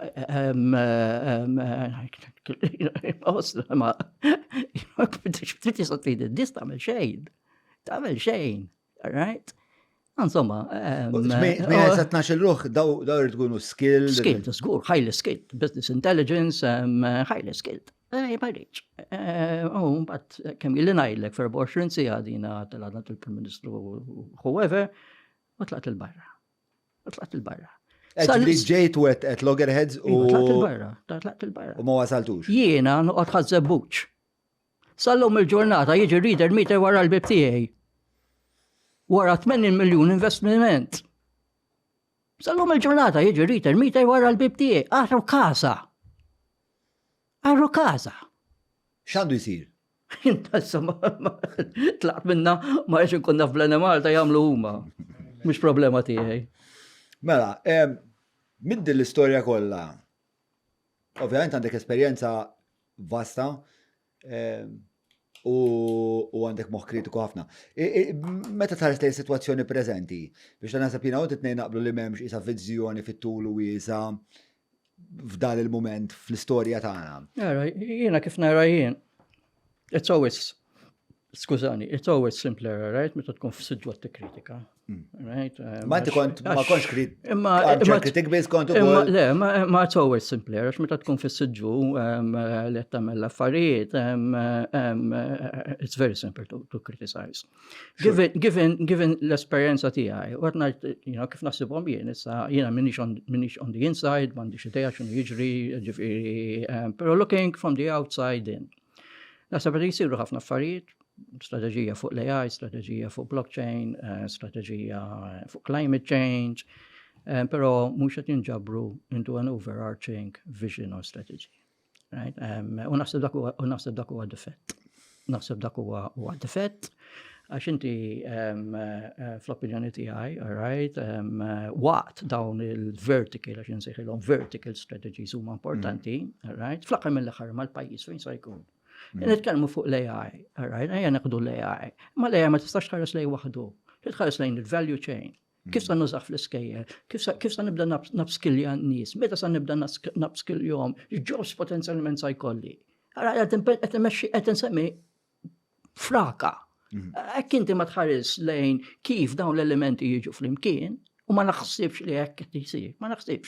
Jista' jkun li m'iniex korrett, jista' jkun hemm tim x'imkien qed jaħdem biex jagħmilha l-viżjoni, ġifieri, u jalla u hekk. U jalla u hekk, right? Imma ma ġibhomx flimkien, kif sa tasal? Ma tistax, fl-opinjoni tiegħi, sa mhux ħafna nies se jaqblu miegħi, imma jien hekk naħseb. Li kieku ipotetikament, all right, u ipoteti ħanitolbok tilab logħba miegħi. Li kieku inti qiegħed f'sitwazzjoni li tista' tinfluwenza il-pajjiż biex jibda ifassal viżjoni. Minn fejn nibdew? Jiena kelli l-privileġġ li Chamber of Commerce bil-2000 kien sar ix-xogħol, 2021 kienet il-lonċjata, kelli l-privileġġ li niġi appuntat engaged actually biex naħdem magħhom u ma' CEOs ta' kumpaniji multinazzjonali u Maltin, right, kemm lokal li jaħdmu fil-lokal u kemm li jaspandaw biex nagħmlu viżjoni u strateġija għal Malta. Smart Sustainable Malta. Niftakar so kienet imsemmija. Li konna l-lonċja mxin. Il-Chamber kien il-lonċja frar ta' 2021. Sfortunatament inti l-fet għax ġematejn wara faqqa l-Covid u dina inti l-fet. Fl-opinjoni tiegħi jien naħseb dik il-viżjoni strateġija għadha relevanti. Yes, of course, għaddew 3 snin issa, wieħed jiġi stokk. ċirkostanzi tbidlu, għandek il-gwerra tal-Ukrajina, għandek l-impatt tas-Suez, bil-gwerra x'ismu tal-Izrael. Ma tistax tkun da mhux l-10 mandamenti ġifieri. Ma naħseb fil-qafas tagħha numru ta' prinċipji għadhom jagħmlu sens. Li huma dal-prinċipji?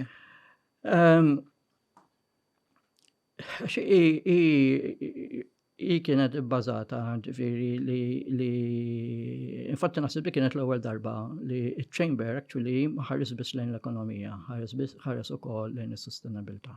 Hemmhekk naħseb li hu ħafna mertu David Chwiereb, il-Perry David Chwiereb li llum huwa chairman tal-MCSD, fejn provajna nikkreaw li l-enterpriża għandha wkoll ruħ soċjali, li l-enterpriża apparti li tiġġenera ġid, li huwa importanti, għandha wkoll minn dak il-ġid tiġġenera aspetti li waslu għall-istaff tagħhom manka żvilupp soċjali, eċetera. So, kif konna ma' CEOs li kienu involuti, kif konna ddiżenjajna l-istrateġija, it-tip ta' qafas li għandha bżonn, hija ħafna permjat fuq dak iż-żmien kien jissejjaħ illum ma nafx ngħidlu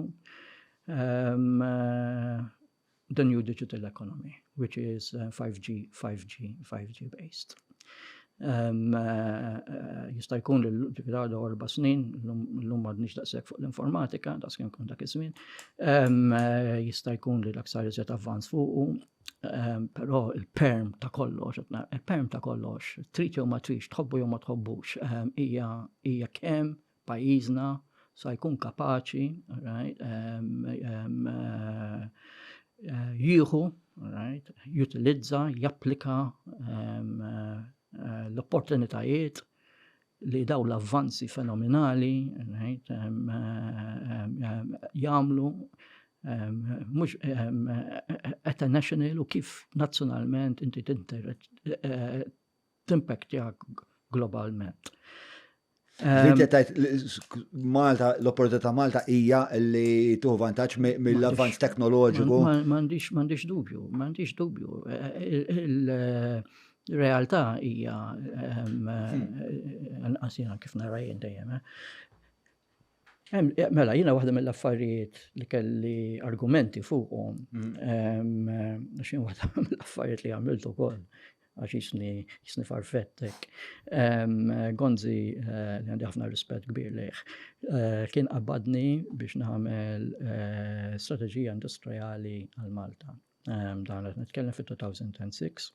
U kien qabbadni wkoll biex nagħmel strateġija nazzjonali l-ewwel waħda għal riċerka u innovazzjoni. Infatti dawn it-tnejn kienu magħmulin flimkien. Ma' riċerka u innovazzjoni ħdimt ma' xjentisti u mal-interpriża, tal-industrija dak iż-żmien kien jeżisti x'kien jismu, bad immerġjaw il-Federation of Industries immerġjaw ma' Chamber. Ma nafx hekk tiftakrux, imma dak iż-żmien Austin kien ħareġ gang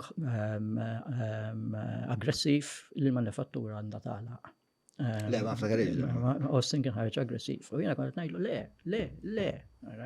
Strateġija. Fatti jiena kont inventajt it-termina, ma nafx hekk saqtix minn x'imkien ieħor nkun onest, imma value added manufacturing and services. Mhux tagħlaq l-industrija, you go to a higher level of industry. Ġifieri ma nagħmilx nġib l-ajruplani, nġib semiconductors. You go to a higher, mhux tagħlaq, you go to a higher value, ġifieri noħdu l-films. Noħdu l-films. We are at the low end. Issa nerġa' ngħid ma nafx jiġrillu. Ma niżkurx kien jiġri dak iż-żmien. We are at the low end. We are location, u extras. That's not where we should be in filming. We should be at editing, at production, at digitalization, emedin il-flus. Emedin il-flus. And similarly. So, u għamilni għadik il-transformazzjoni. So it's really, you know, identifying how, you know, daw l-opportunitajiet, dawn it-tools xejtuni, identifying in-niches li għandi bżonn, and l-enabling framework biex nwettaqhom. L-enabling framework biex nwettaqhom. Waħedhom ma jsirux. Nasib il-suċċess ta' nazzjon huwa ħafna determinat minn kemm ikun kapaċi jintegra il-teknoloġija, kemm ikun technologically savvy. Illum kif tajt, illum huwa ma tistax titkellem fuq żvilupp jew growth, kemm soċjali, kemm ekonomiku, mingħajr it-teknoloġija l-Ingliżi żgħar kemm ubiquitous, part and parcel. Jiena ma nistax ngħix hekk toħodli l-ġilda jew l-iskanet, ma nistax ngħix. Nsejt li kien il-ktieb, dejjem ninsa x'kien jisimha din il-kittieba, imma kont rajt ktieb interessanti ħafna ta' din il-persuna li għamlet li ħolqot korrelazzjoni bejn l-avvanzi teknoloġiċi kollha li saru mill-industrial age tal-lum il-ġurnata u l-avvanzi fid-drittijiet ċivili tan-nies. Kif meta kien hemm ċertu avvanzi ma kenniex fis-sens ir-raġel abjad ma kellux bżonn iktar il-sira, allura seta' jeħlishom. Kif in-nisa setgħu ikollhom il-vot, joħorġu jaħdmu għax kellna aktar white goods, saru aktar prevalenti. U speċjali l-argument tagħha li huwa pjuttost kliniku u ċiniku li huwa isma' li jista' jkun li mhux għax aħna aktar ma avvanzajna aktar ftaħna moħħna, imma x-teknoloġija permettitilna li nagħtu iktar drittijiet l-aktar nies. U kapaċi toħloq ukoll sitwazzjonijiet ta' diffikultajiet u ma mmorrux il-bot 10 snin ilu rajna l-ewwel drones. Ħaġu pjaċir għaddej, l-lum qed narawhom armamenti tal-gwerra sofistikati. Fatt il-gwerra hija innovator big time. I'm ħares lejn il-Wright brothers. World War I u World War II, x'għedin nitkellmu 30-40 sena. Minn biċċa ta' ma nafx s-seħħila, kartuna, għal-Messerschmitt, sal-aħħar tal-gwerra, tini gwerra din hija 5 snin, rajna l-jets, il-meteor, ġifieri. Anyways. Mela, inti ukoll parti mix-xogħol tiegħek huwa l-pensjonijiet. Mela. Illum apposta ma tħarġ daqshekk fid-dettall fil-pensjonijiet, anke teżisti taħdida diġà bejni u bejnek ta' madwar satej fejn dan is-suġġett flejnieh mill-qrib ħafna u għal daqstant inħeġġeġ il-min jixtieq illi jkun jaf l-istorja tal-pensjonijiet kif wasalna liha, x'inhuma l-perikli fil-futur. Kienet konverzazzjoni speċifika u dettaljata ħafna u għal daqstant ħanitfall ħolqa tagħha fil-deskrizzjoni ħalli tkunu tistgħu żuruha, kienet parti mill-Malta Sustainability Forum. Mela, ħanistaqsik mistoqsija wiesa li forsi is-semmijata tal-podcast għandhom interess partikolari fiha. Jekk jiena ġuvni bejn 21-31 sena, kif għandi naħseb dwar il-pensjoni? Mela, nibdew bl-ewwel punt importanti ħafna. Il-sistema tal-pensjoni li għandna mhijiex iddiżinjata biex ittik pensjoni, dħul ta' pensjoni li huwa qrib dak il-pakket li inti kont taqla waqt li kont taħdem. Però kif inhi maħduma s-sistema tagħna waqt li l-prinċipju soċjali huwa ta' żewġ terzi fuq il-paga bażika. Hawnhekk tajjeb li naċċenna fuqha. Fekk inti għandek pakkett ta' 27,000 euro, li il-paga bażika hija 18,000 u l-ieħor production bonus u l-ieħor huwa transport allowance, il-pensjoni, il-kontribuzzjoni tiegħek ma titħallas fuq is-27,000, titħallas fuq dak il-18,000. Dan għandu impatt għax ovvjament iżjed ma tkun għolja l-income sas-ceiling, issa nispjega s-ceiling x'inhu, iżda sa tkun għolja il-pensjoni tiegħek. Alright, so dik hija l-ewwel pass importanti ħafna, alright, l-ewwel pass importanti ħafna. Issa il-pensjoni mela l-pensjoni tagħna nerġa' ngħid hija maħduma fuq ceiling. Il-jargon huwa maximum pensionable income, okay? Da ceiling waħda mill-affarijiet importanti li għamilna fil-riformi, right? Qabel da ceiling ma kienx jiċċaqlaq. U da krea effett negattiv ħafna għal minnu pensjonant illum. Għax bejn il-79 u 2004 is-ceiling kull ma ċaqlaq jisu b'2,000 waqt il-paga l-average wage, il-paga medja, żdiedet ma nafx kemm. Allura r-relazzjoni bejn il-paga medja u il-pensjoni medja intilfet. Ġifieri purchasing power mill-paga u purchasing power mill-pension income intilef. Mela, waħda mill-affarijiet importanti ħafna li għamilna hija waqt nitkellem għal cohort, right, tiegħek bejn 21 u 41. Li għamilna mekkaniżmu biex kull sena da ceiling jiżdied. Okay? U jiżdied formula li hija mibnija b'żewġ elementi. Waħda l-inflazzjoni li ġejja mill-pagi u l-oħra l-inflazzjoni li ġejja minn dak nsejħu retail goods. Issa f'ekonomija normali, alright, l-inflazzjoni tal-paga tiżdied ħafna iżjed maġla minn l-inflation tal-retail goods. Daw l-aħħar sentejn ma kienux normali. Rajna kif nafu mħabba l-gwerra u l-enerġija u mbagħad l-enerġija l-impatt fuq l-ikel, il-grain tal-Ukraine ma jistax jiġi esportat, etc. Allura rajna, però normali, right, tiżdied, il-paga tiżdied iżjed. Allura l-formula hija magħmula minn 70% mal-inflazzjoni tal-paga u 30% mal-inflazzjoni tal-goods. Okay? U mindu daħħalna dal-indexation il-maximum pensionable income, il-ceiling, right, żdied minn 15,500 għal 27,800. Okay? Li hija żieda sostanzjali. Okay? Issa kif tinħadem il-pensjoni hija inti ma tuħux is-ceiling, inti tuħu żewġ terzi ta' dak is-ceiling. Mela, jekk jiena għandi paga illum paga, alright, ta' 35,000 euro, right, u terajt illum, il-massimu pensjoni meta nittikja kollox, right, u ħafna nies ma jittikjawx kollox, hija 18,000 plus or minus. Mela, ħakka tajn, alright, mal-luq ta' żmienek meta għandek tirtira, s-sitwazzjoni finanzjarja tiegħek jekk ma preparajtx għaliha bidlet fundamentalment. Mela, il-sistema tal-pensjoni tagħna, okay, nerġa' ngħid, importanti dal-punt, ma ttikx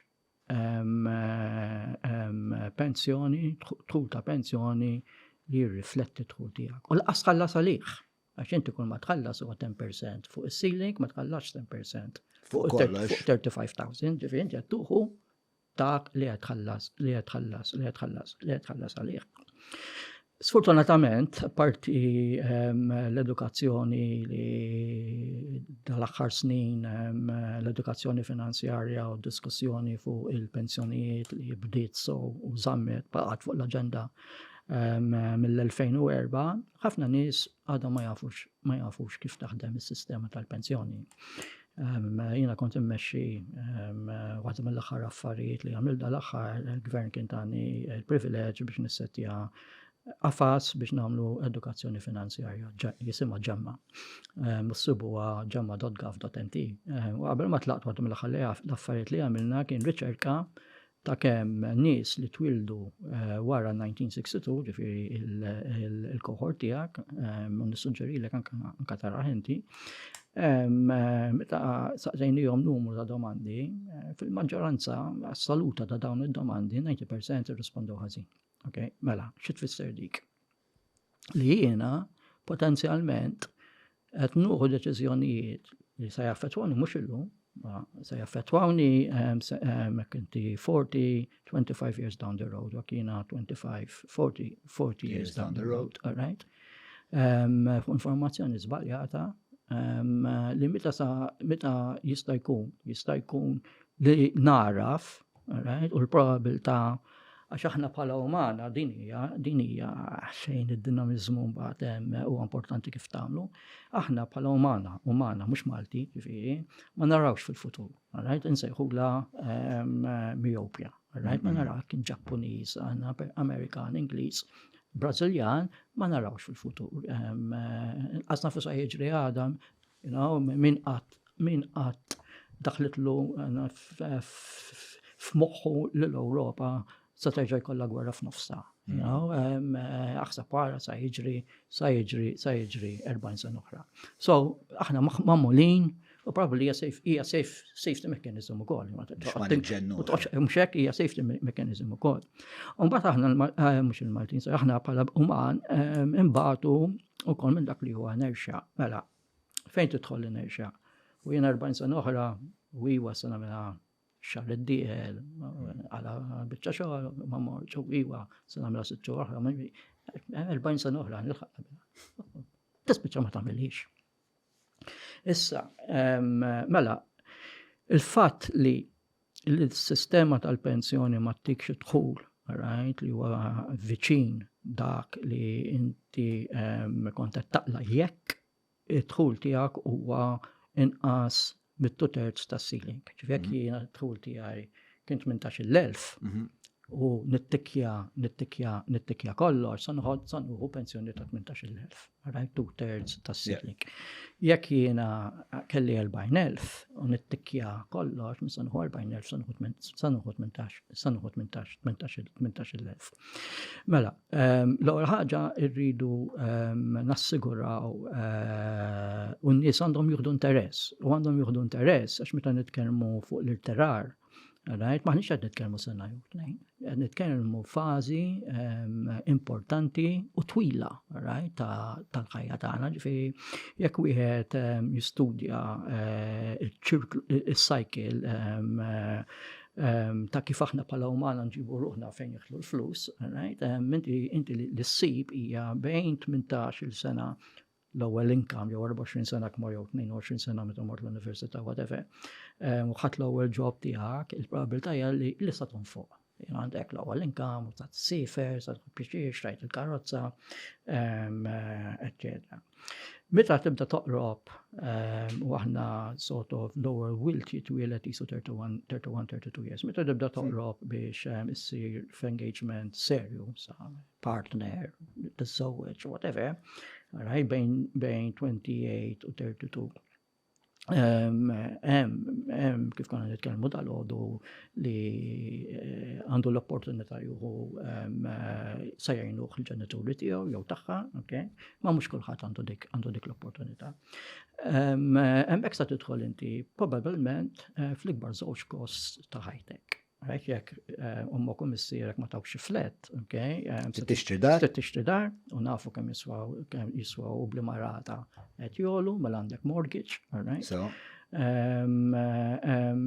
Għak jkollok tifel, jiena tifla għandi, naf kemm kienet tiswili, għandek 20 sena. Biżejja mela.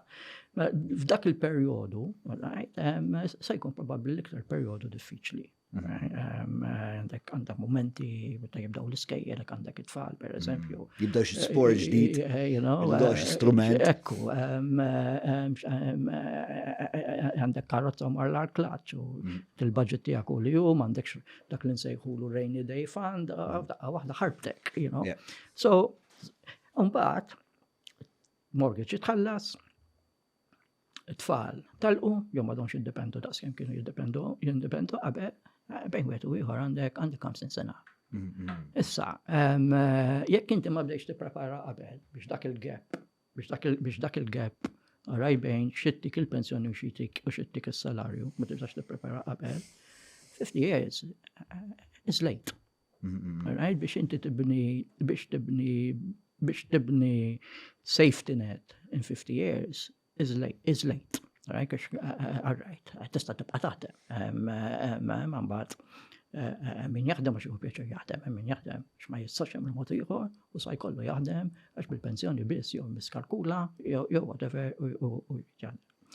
So aħna dejjem argumentajna. Ħadet ħafna żmien biex tidħol u waħda minn dawk l-affarijiet kif konna nitkellmu l-aħħar darba kienet no-brainer u fl-opinjoni tiegħi Gonzi kien misled meta ġejna għal-third pension. Domna biex konna rekomandajnija fit-2004, daħlet wara tbidlet l-amministrazzjoni fit-2013, fit-2017 jekk minn sejjer żbalja daħħal fit-2015, 2016 daħlu l-ewwel prodotti li inti ġemma għall-irtirar tiegħek. Privatament, issa. Mela, għanajdu, inti tista' ġemma in any mechanism. Kiena għand il-flus. Tista' tinvesti fi proprjetà. Għanix fi proprjetà, imma tista' tinvesti stocks and shares. Ħafna nies jekk ħares lejn id-data, partikolarment dak li huma 35 and overs, għad nitkellem 2018 sar l-istudju. Ma jħossuhomx komdi jinvestu f'stocks and shares. Mhux bħal Amerikani, kulħadd għandu l-portfolio tiegħu, ma jħossuhomx komdi.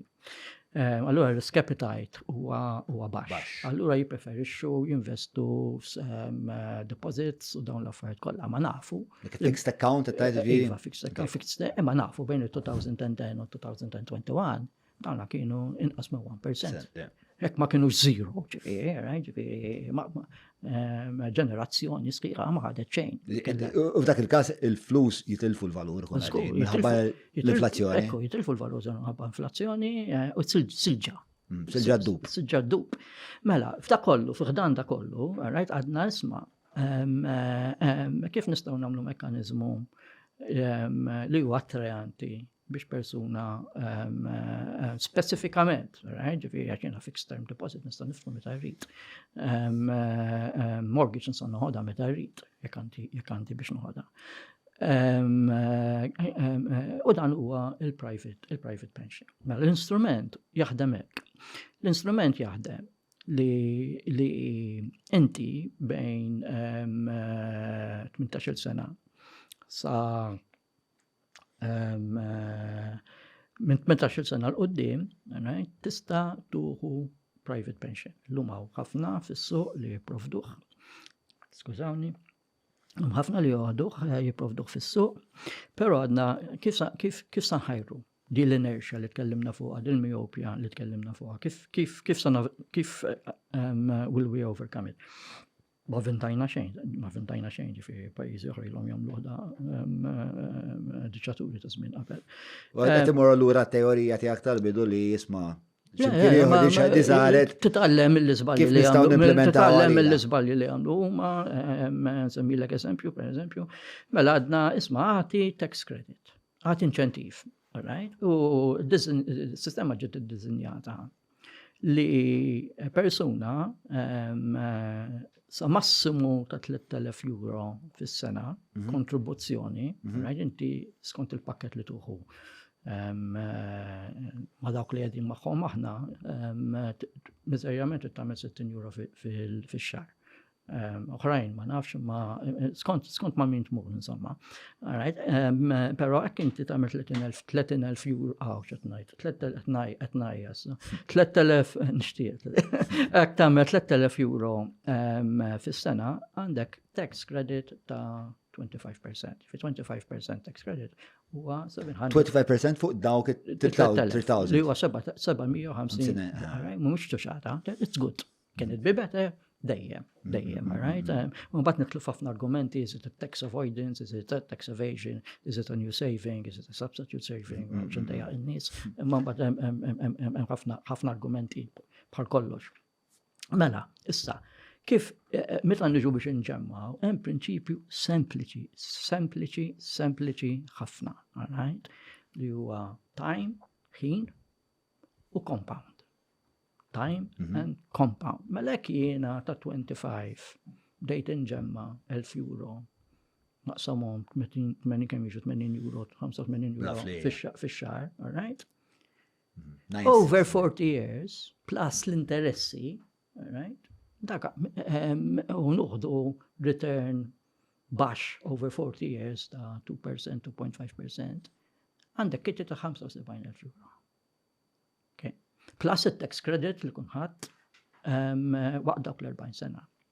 Issa, waħda mill-lezzjonijiet li tallimna, u l-Ingliżi reġgħu repetuha, nifhem għalfejn ma naħseb huma Żbaljati. żball. Kienet li inti stajt tillikwidah dan il-xismu,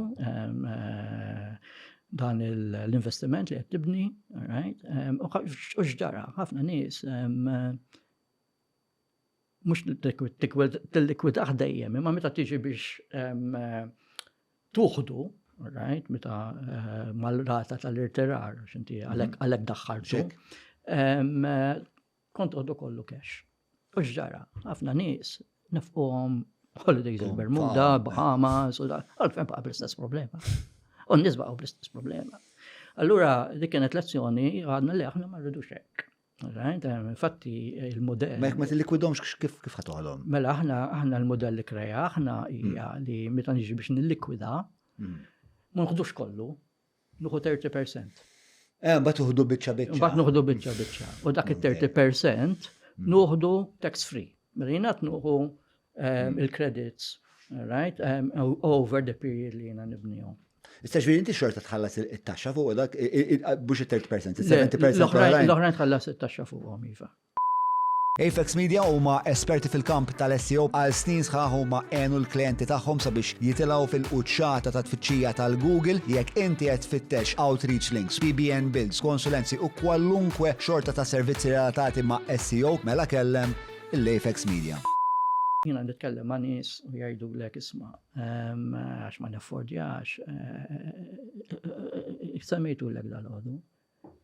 Illum biex tuħu espresso m'għandekx miżajjament 3 euros. Doppju 253 ħaġet. M'għandekx miżajjament ħafna nies. Jien tajtu lek b'xej għax vera. Thank you, u doppju tajtu li. Ħafna nies imorru jieħdu kafe. Mela għamel 3 euros times 5. All right, times 52 weeks. Okay. Miżajjament għandek xi 300 euro. Għandek iktar. All right. Inajjejt, issa minni xed nikkalkula. 520, 700 euro. Mela. Meti xattarhom, għax meta inti ħriġ dak 3 euro, mhumiex flus. Ma meta takkommolhom, right, huma flus. Infatti dan nsejħulu dell-latte effect, right? Mela, hekk jiena miflok mart nuħu dak il-kafe u ħallas 3 euro, ħadd termos miegħi u għamilt il-kafe, right? Mela jisibu 80 euro fix-xahar. Kemm għandna kull wieħed minna euro tiġri law, 2 euros tiġri hemm, ma nakkalkulawhomx għax m'intix qed tara wisq. Imma meta tibda tarhom u tajt isma' jiena kif nista'. Ġifieri affarijiet żgħar, you know. Waħda mill-affarijiet egol żgħar, mur ġa supermarket. Il-qalib fejnu? Wara. Ekku. Apposta. Żgur li apposta, you know. Ġifieri kif timmanagġa flusek. Il-ħalib u l-ħobs jitfgħu fuq wara. Għax jafu li biex tgħaddi u sa tixtri affarijiet li m'għandek bżonn ma rajthom attractive u dawn l-affarijiet kollha. Ġifieri jiena nemmen li daqsxejn edukazzjoni finanzjarja kif timmanagġa flusek u daqsxejn attenzjoni issibhom. Il-patruni jistaqsu miġuba lilkom il-bib tagħna tal-Browns, partikolarment mis-servizz tal-Gut Health li bħalma tafu jiena għamilt jew għadni nagħmel użu mill-protokoll tiegħu fil-fatt. It-test huwa pjuttost sempliċi, però issir taf ħafna dwarek innifsek permezz ta' dan il-gut health protocol li jena nagħmel dan il-program, nista' ngħid li l-enerġija tiegħi hija ħafna iżjed matul il-ġurnata, norqod ħafna u ħafna aħjar, u għal daqstant ma nistax ma nirrakkomandax lilkom li jissegwu dan il-podcast. Dak kollox minna ħatijaj, nkomplu issa patreon.com/John Mali għal-patruni jistaqsu jien u David Spiteri Ġinġel. Kert Darmanin, jek tista' tkabbar li naqa, jek jogħġbok l-screen. Perfett. Mela, fil-każ tal-pensjoniet privati f'Malta, għalfejn m'hemmx lobbying mill-gvern biex il-kumpaniji joffru pension match lil ħaddiema tagħhom u għalfejn l-inċentiva ta' tax credit hija daqshekk baxxa. ħana, wieġeb dik għal-issa, ximbat għand ximbisoċ doħran dejżu. Għax il-konsensus politiku u dak li nsejħulhom il-soċjetà ċivili ma jeżistix biex tiddaħħal mandatory contribution fuq l-impjegati. Fuq l-employers. L-approach li t-tieħed sissa, so jena ma nafx jiġri fil-budget li jmiss u whatever, nix involut, ma nafx jiġri bil-rapport li tħarreġ is-sena d-diela, imma l-approach li t-tieħdet bħalissa hija li l-employers l-istess mezz kif qed jiġu inċentivizzati aħna individwi għandhom incentive mechanism. Jekk wieħed iħares lejn dak l-incentive mechanism huwa pożittiv jekk wieħed iħares lejn il-kost, il-vera kost għax iswilek impjegat. Sfortunatament, ħafna kumpaniji ma jikkalkulawx il-kost vera meta jitlaqlek impjegat. Kumpaniji li ma tistennax minn għandhom, ġifieri. ħafna drabi il-kost li jitlaqlek impjegat huwa bejn 2 and 3 times is-salarju tal-individwu. Għalfejn, għaxnek il-kost biex issibu, dak kulħadd jaraħ, right? Ma għandek il-kost inti biex da titrejnjaħ, il-kost tal-productivity sakemm da jilħaq il-level ta' min tal-laqmin qablu, ma għandek potenzjalment ħadd deċiżjoni ħażina, ġifieri, eċċetera, eċċetera, eċċetera. Allura, sfortunatament, l-inċentiv ma ħadimx ta' skemm wieħed pretendih. Nkun onest, qabel il-COVID kien qed jintwera beda jinbeda interess għax jiena meta kont immexxi l-ġemma kont mistieden minn numru ta' employers biex nispjegalhom kif jaħdem dan il-mekkaniżmu, imma il-COVID tad-daqqa u again illum nix infolut, però il-fil li għandi minn żewġ surveys li kont ipparteċipajt mal-APS hija mhux il-fil, id-data turi li bħalissa m'hemmx interess. Li bħalissa m'hemmx interess. Ġifieri tkun hemm struttura ta' inċentivi aħjar? Jew iddaħlu mandatorju.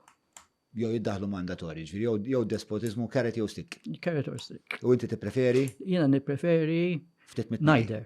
Neither? Le, ekku, jiena nippreferi hybrid approach. Ftit mit-tnejn. Ekku, li huwa l-automatic enrollment. Right, li jekk tiddiżinjaħ sow jaħdem, ħadem l-Ingilterra, ħadem New Zealand u ħadem pajjiżi oħra pal ħarbuli. Li jaħdem fuq kif dak il-kelma teknika hija behavior heuristics li jfisser aħna bħala bnedmin kif inġibu ruħna. L-ewwel kont qed ngħid iż-żewġ prinċipji kbar li iż-żewġ prinċipji li jaffettwaw il-behavior tagħna meta tiġi għall-pensjoni huma l-inerxja u l-myopja. L-automatic enrollment kif jaħdem sempliċi minn inventa dak ġenju, mhux jien, minn inventa vera ġenju, għax qaleb l-inerxja u l-myopja. Qalibhom daħlek All right? U inti kollok inerxja biex toħroġ. Tista' toħroġ. Imma l-inerxja hija li ma toħroġ. Min jaf kemm għandi subscriptions minnhom. Ejwa, ekku l-inerxja hija li ma toħroġ. U ġifier l-Ingilterra, I mean u New Zealand u fejn daħlet ġifieri, hemm fejn daħlet ħażin ta' ġifieri għax diżinjaw ħażin. 80% jibqgħu lek u li aktar għalija l-iktar messaġġ importanti hija 80% tal-cohort between 18 to 29, right, l-iktar li sa tagħmilhom impatt għax huma compound and time huwa għandna fejn sa jkollhom iżjed ħin jibqgħulek. Aħna bl-inċentivi li għamilna għal personali qed nitkellem inqas minn 10% li huma bejn il-cohort 18 u 29, right? It's not where we must, it's not where we have to be. The structure seems incorrect. Mela, il-mistoqsija li miss ġeja, mela, ħantik mistoqsija oħra, za għam xie 6, trendim ħanażel waħda li tibda b'Universal Basic Income, li tidher pjuttost appetituża, ġeja minn Simon Muscat, the in-house technologist. Mela, ma dak tingwala antikiku. Mela, if Universal Basic Income is introduced as is being touted as a possible solution to over-automation causing work to disappear, can you envisage what would happen to pensions? La, this quite di rajta, di tafaħa fiċċettu. U bdija fil-verità, taking a hit of LSD for a moment. Mbagħad saqsa l-mistoqsija. Nselli.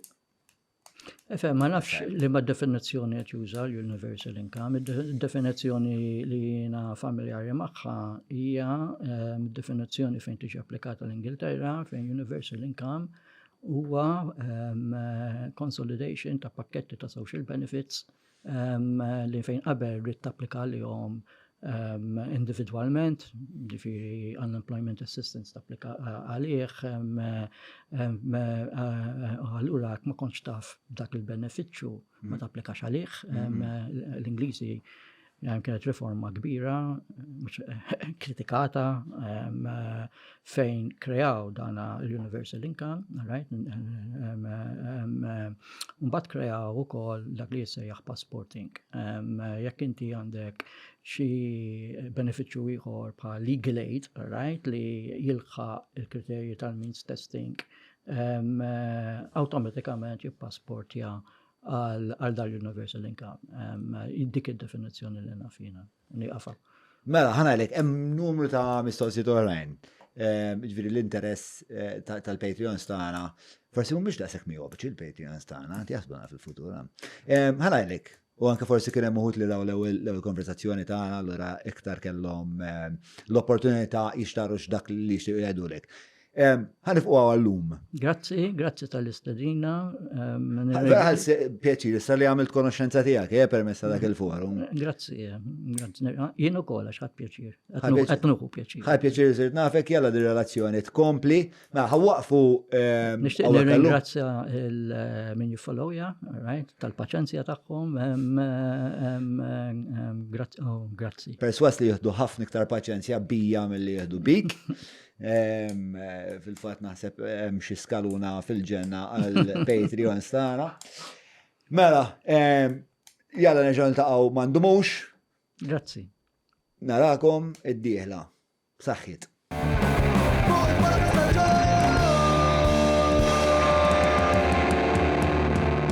Mela, tlaqna.